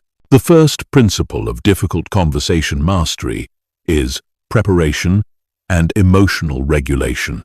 Before engaging in any challenging discussion, you need to clarify your objectives, manage your emotional state, and develop a strategy for keeping the conversation productive. Most difficult conversations fail because people enter them emotionally reactive and without clear goals. Preparation involves identifying what outcome you actually want from the conversation, not just what you want to say or prove. Are you trying to solve a specific problem, change someone's behavior, clarify expectations, repair a relationship, or prevent future issues? Having clear objectives helps you stay focused on productive outcomes rather than getting sidetracked by emotions or blame. Emotional regulation requires processing your feelings about the situation before the conversation so they don't leak out in destructive ways during the discussion. If you're angry, hurt, frustrated, or disappointed, you need to acknowledge those emotions and develop strategies for managing them during the conversation. The second principle is opening with intention and respect. How you start a difficult conversation largely determines how it will unfold. Aggressive, accusatory, or emotional openings immediately trigger defensiveness and conflict escalation. Respectful, intentional openings create space for productive dialogue, even about challenging topics. Effective openings acknowledge the difficulty of the conversation, express your positive intentions, and invite collaboration. You might say something like, "I'd like to discuss something that's been concerning me, and I hope we can work together to find a good solution." Or, "I value our relationship and want to address an issue that's been affecting our work together." The key is demonstrating that you see the other person as a collaborator in solving a problem rather than as an opponent to defeat.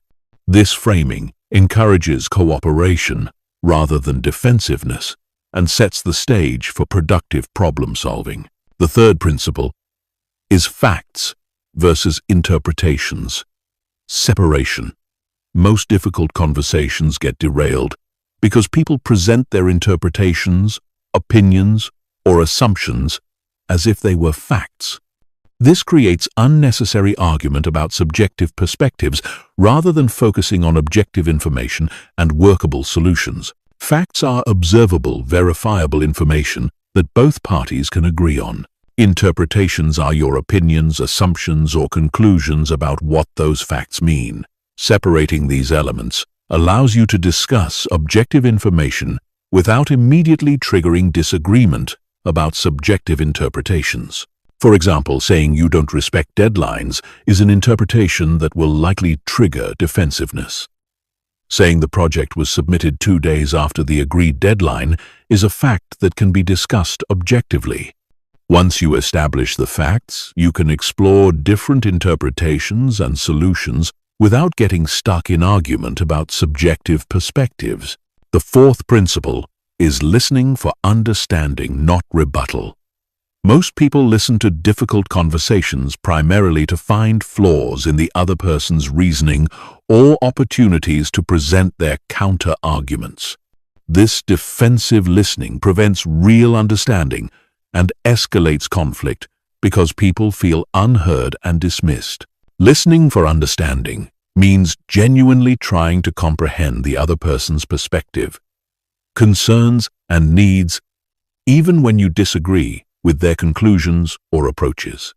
You're seeking to understand their reasoning, their constraints, and their desired outcomes before focusing on your own position. This type of listening often reveals information that changes your understanding of the situation and opens up solution possibilities that weren't apparent when you were focused only on defending your own perspective.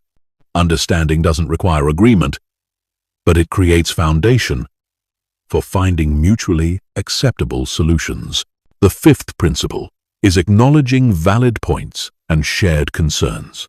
Even in conflicts, there are usually some areas of agreement or shared concern that can serve as foundation for problem solving. Acknowledging these commonalities helps de-escalate tension and creates collaborative momentum. Valid point acknowledgement means recognizing when the other person raises legitimate concerns or accurate observations, even if you disagree with their overall position or proposed solutions. This shows intellectual honesty and reduces their need to keep arguing points you've already accepted. Shared concern identification involves finding areas where you both want similar outcomes, even if you disagree about methods or priorities. You might both want project success, customer satisfaction, team harmony, or efficient processes, even while disagreeing about specific approaches. The sixth principle is solution-focused redirection. Difficult conversations can easily become stuck in problem analysis, blame assignment, or emotional venting that doesn't improve anything.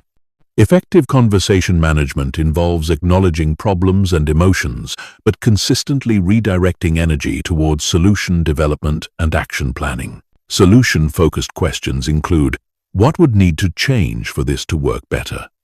What options do we have for addressing this concern? What would success look like from both our perspectives? And what specific steps could we take to improve this situation? These questions move the conversation from complaint to collaboration. The key is not to rush to solutions before problems are fully understood, but to prevent getting stuck in endless problem discussion without moving toward resolution. You want enough problem analysis to understand what needs to be solved, but not so much that the conversation becomes dominated by negativity and blame. The seventh principle is agreement documentation and follow-through. Many difficult conversations end with verbal agreements that are later forgotten, misremembered, or interpreted differently by different parties. Effective conversation closure includes confirming what was agreed to, establishing specific next steps, and creating accountability for follow-through. Agreement documentation doesn't have to be formal, but it should include clear understanding of what each person committed to do, specific timelines for action, and planned follow-up to assess progress. This prevents the same issues from resurfacing due to unclear or unfulfilled agreements. Follow-through is crucial because broken commitments from difficult conversations often create worse relationship damage than the original problems. When you make agreements during challenging discussions, you must prioritize fulfilling those commitments to demonstrate that the conversation led to real positive change. Mastering difficult conversations transforms you from someone who avoids conflict until it becomes destructive to someone who can address problems early and constructively. This skill prevents small issues from becoming major crises, builds stronger relationships through effective problem solving, and establishes your reputation as someone who can handle challenging situations with grace and effectiveness. Chapter 13. Digital Communication Mastery Influence in the Virtual World. The digital revolution has fundamentally changed how we communicate. But most people are still using analog communication strategies in digital environments. This mismatch between old approaches and new mediums severely limits their influence and effectiveness. Mastering digital communication requires understanding how virtual interactions differ from face-to-face communication and adapting your strategies accordingly. Digital communication removes many of the non-verbal cues that drive influence in person. Tone of voice, body language, facial expressions, energy levels, and physical presence are either completely absent or significantly diminished in digital formats. This means you must become more skilled at creating influence through word choice, message structure, timing, and strategic use of available digital tools. The absence of immediate feedback also changes digital communication dynamics.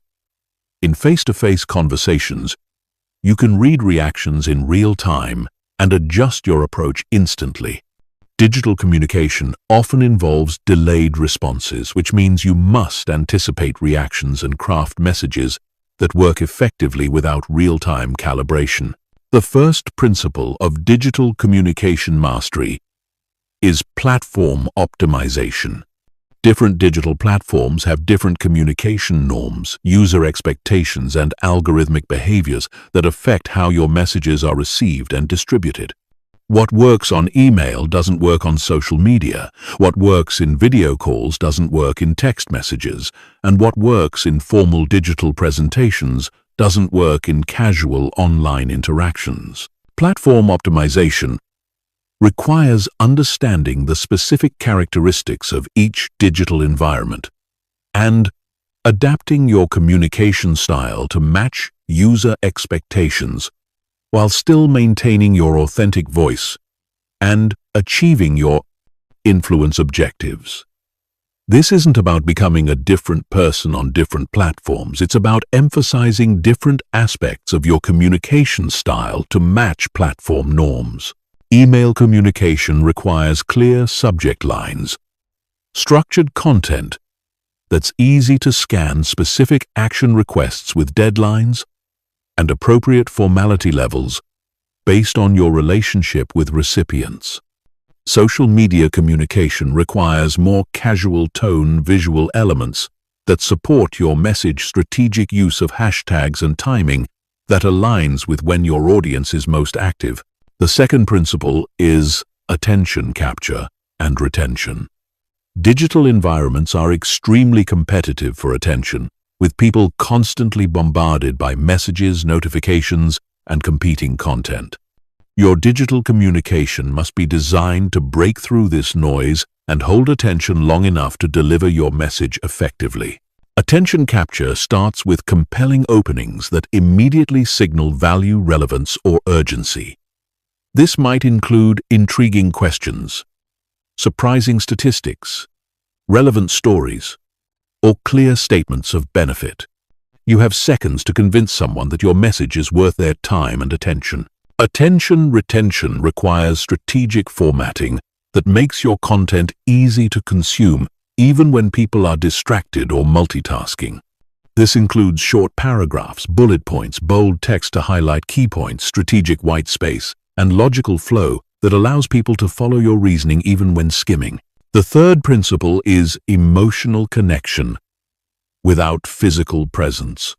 Creating emotional engagement through digital communication requires more intentional effort because you can't rely on physical charisma, vocal tone, or personal presence to create connection. You must generate emotional engagement primarily through your content strategy and word choice. Emotional connection in digital formats comes from understanding and addressing your audience's concerns, aspirations, fears, and desires through your messaging. You need to demonstrate that you understand their situation and genuinely care about helping them achieve their goals or solve their problems. Personal storytelling becomes even more important in digital communication because stories create emotional engagement and help people feel connected to you as a person rather than just a source of information. Strategic vulnerability and authentic sharing help humanize your digital presence and create the personal connection that builds influence. The fourth principle is credibility establishment and social proof integration. Digital environments make it easy for people to research your background, verify your claims, and check your reputation before deciding whether to trust your communication. This makes credibility establishment crucial for digital influence. Digital credibility comes from consistent, high-quality content that demonstrates expertise, professional presentation, that reflects attention to detail, social proof through testimonials, recommendations, and engagement metrics, and transparent, authentic communication that builds trust over time. You can integrate social proof into digital communication through strategic sharing of testimonials, case studies, achievement metrics, and endorsements from credible sources. But this social proof must feel natural and relevant rather than forced or boastful. The fifth principle is strategic timing and frequency optimization. Digital communication timing affects whether your messages are seen, read, and acted upon. Different audiences have different online behavior patterns, and different platforms have optimal posting times that affect message, visibility, and engagement. Timing optimization requires understanding when your specific audience is most likely to be online and receptive to your type of message.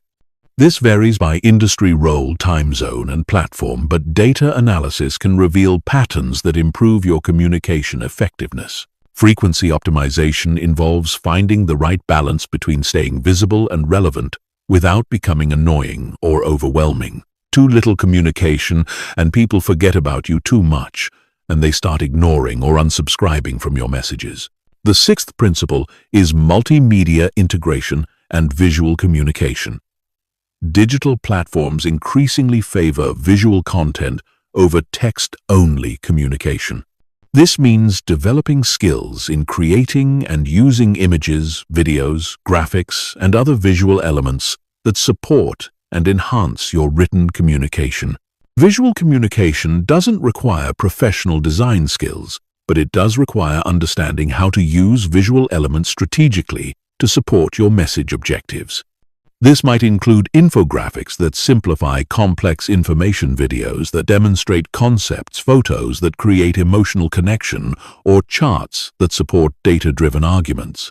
The key is that visual elements should enhance rather than distract from your core message. They should serve specific communication purposes, not just make your content look more attractive. The seventh principle is engagement cultivation and community building.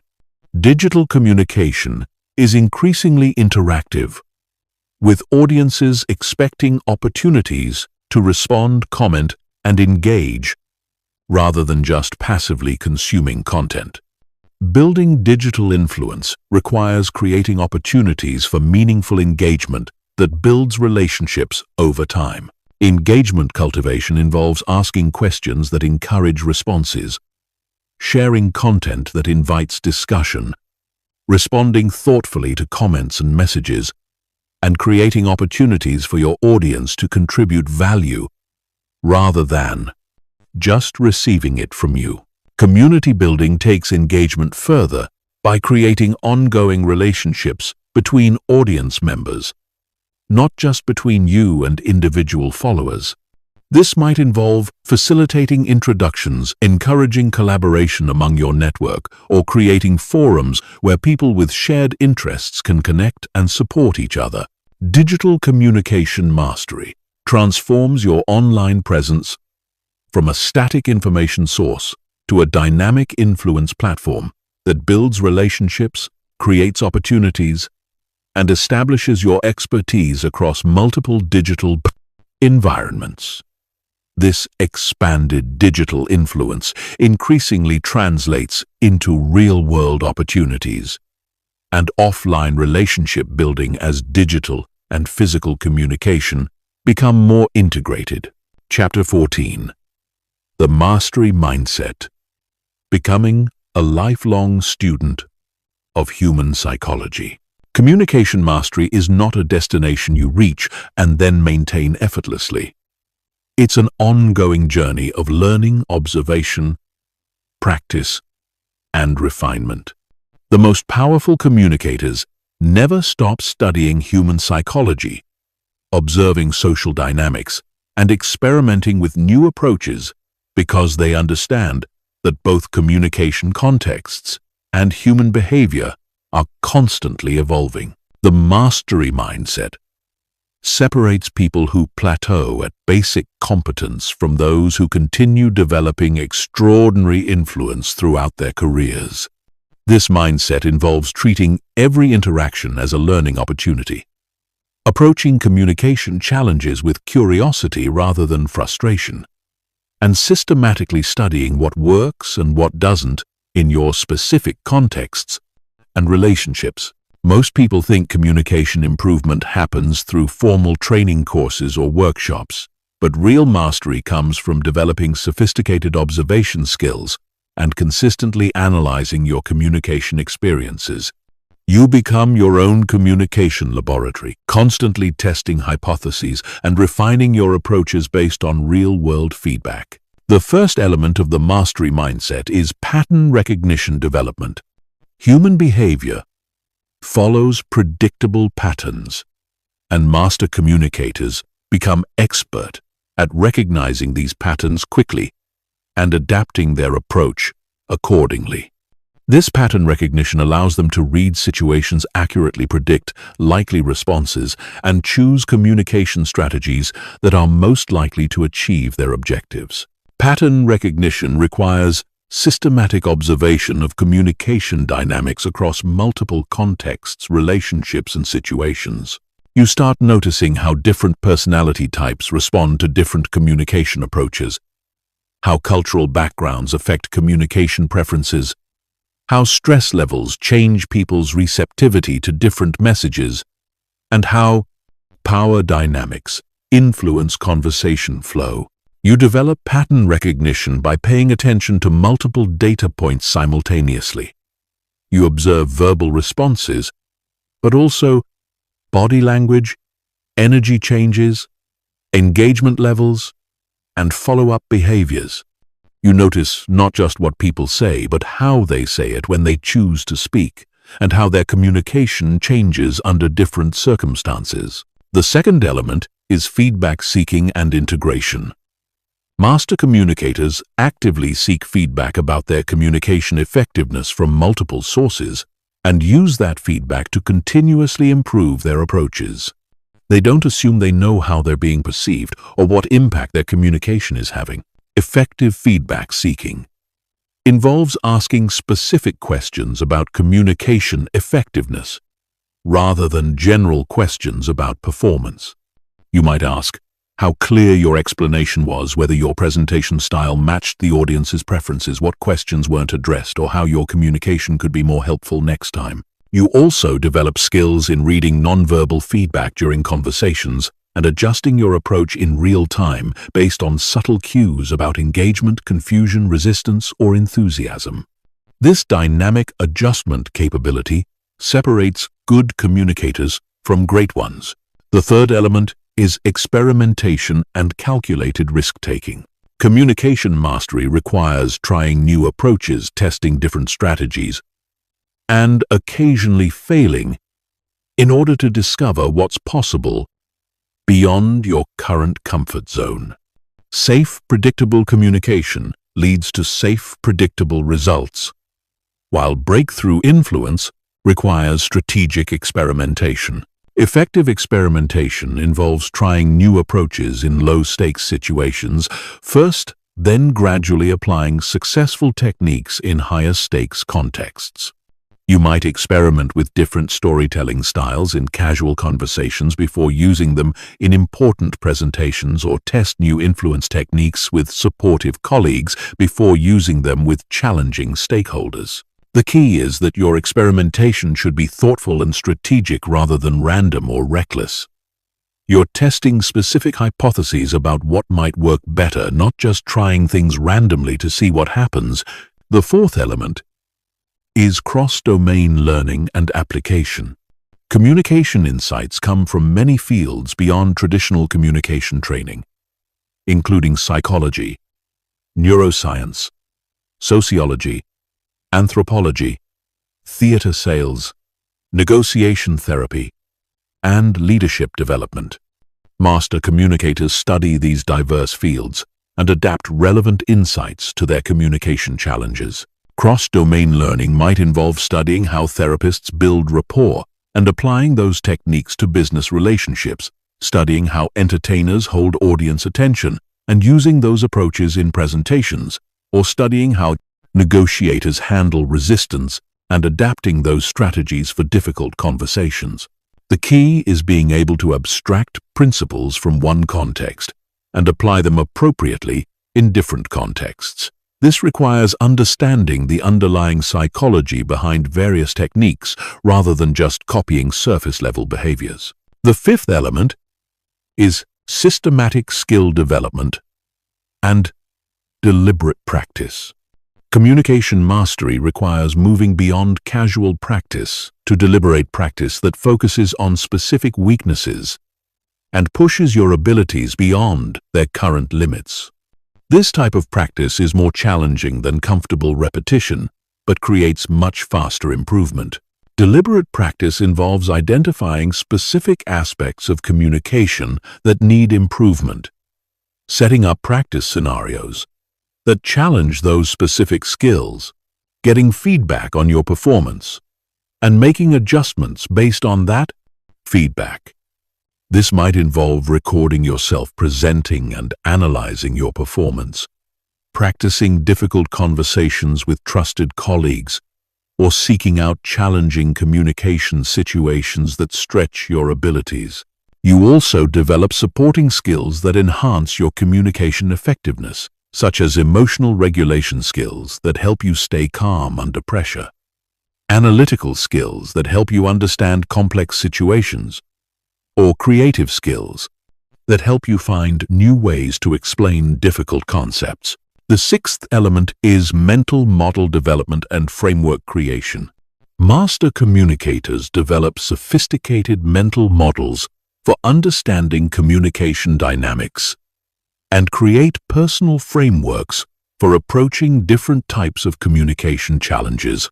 These models and frameworks help them process complex situations quickly and choose effective strategies efficiently.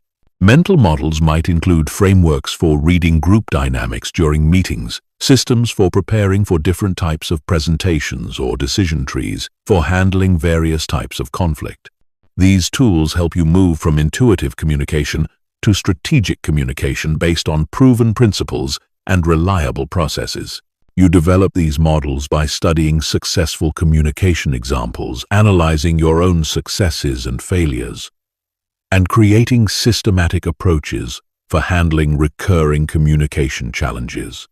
Over time, these frameworks become automatic and allow you to handle complex communication situations with greater confidence and effectiveness.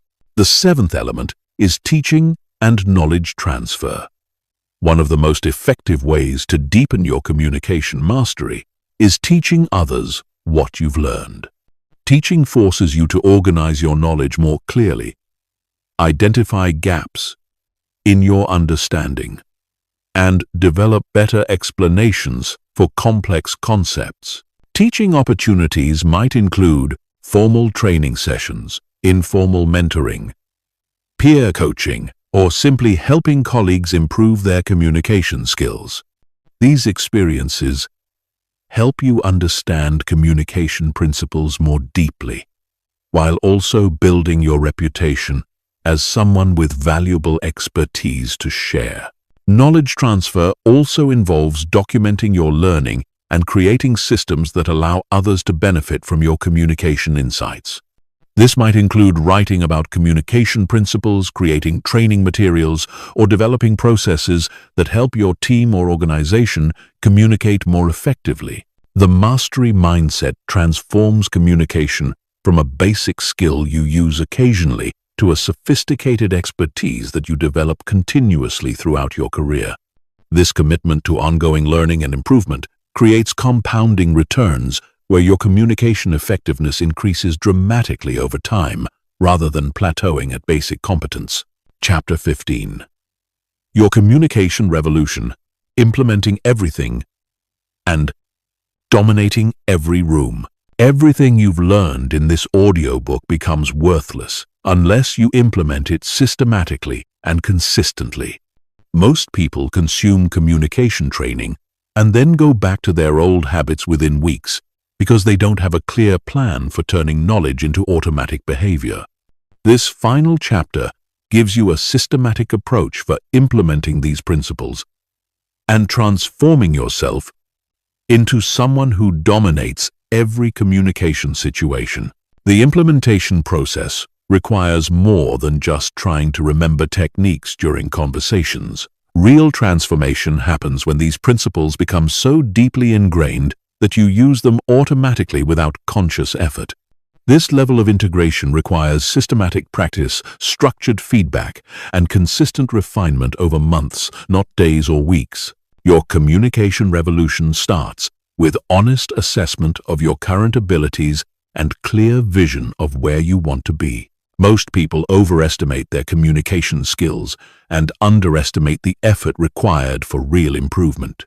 This gap between perception and reality prevents them from taking the systematic approach necessary for dramatic improvement. The first step is comprehensive skill assessment across all the areas covered in this audiobook. Rate yourself honestly on first impression, creation, authority, projection, persuasion abilities, crisis communication skills, charisma development, and relationship-building capabilities.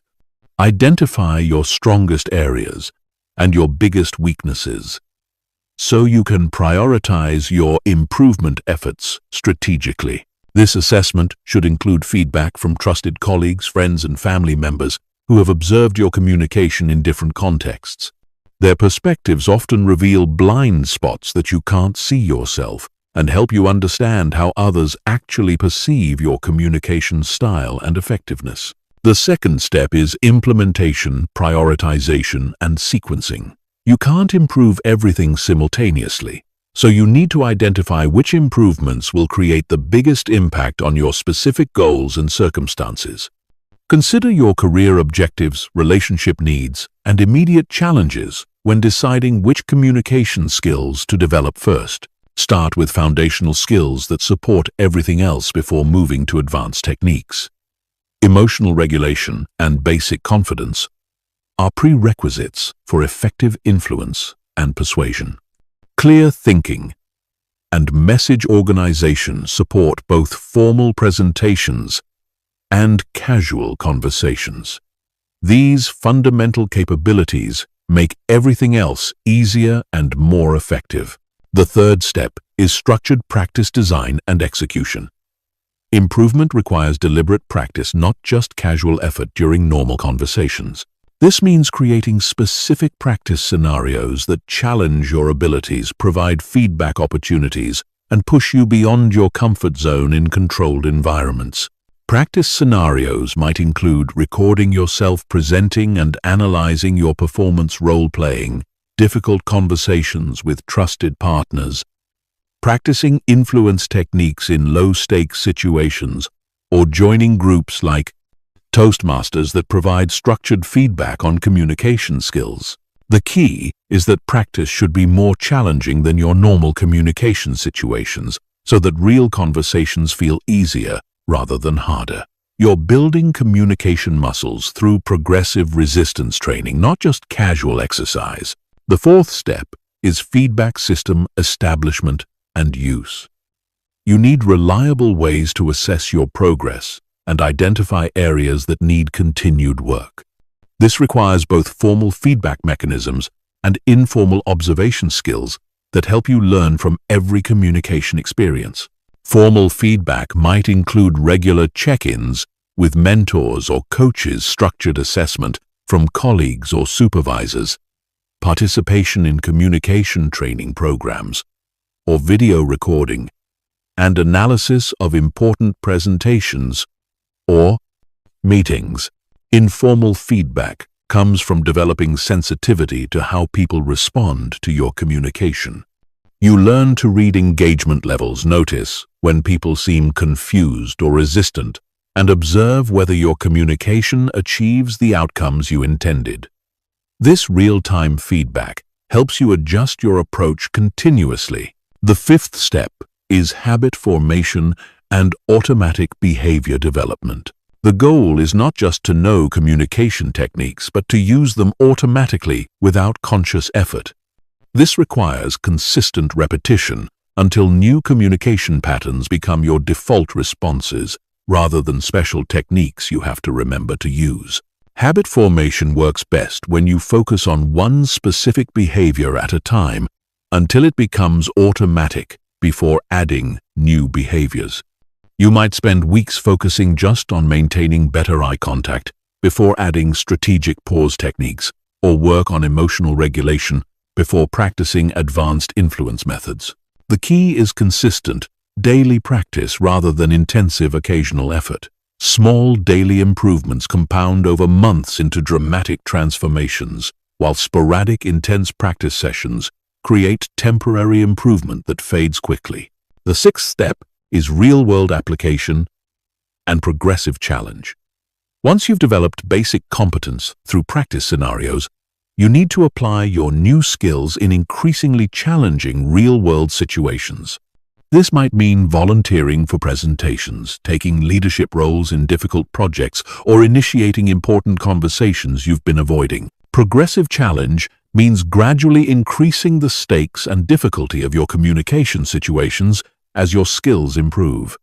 You start with low-risk situations where mistakes won't have serious consequences, and gradually work up to high-stakes communications where your skills can create significant opportunities or outcomes. The seventh step is continuous refinement and advanced development.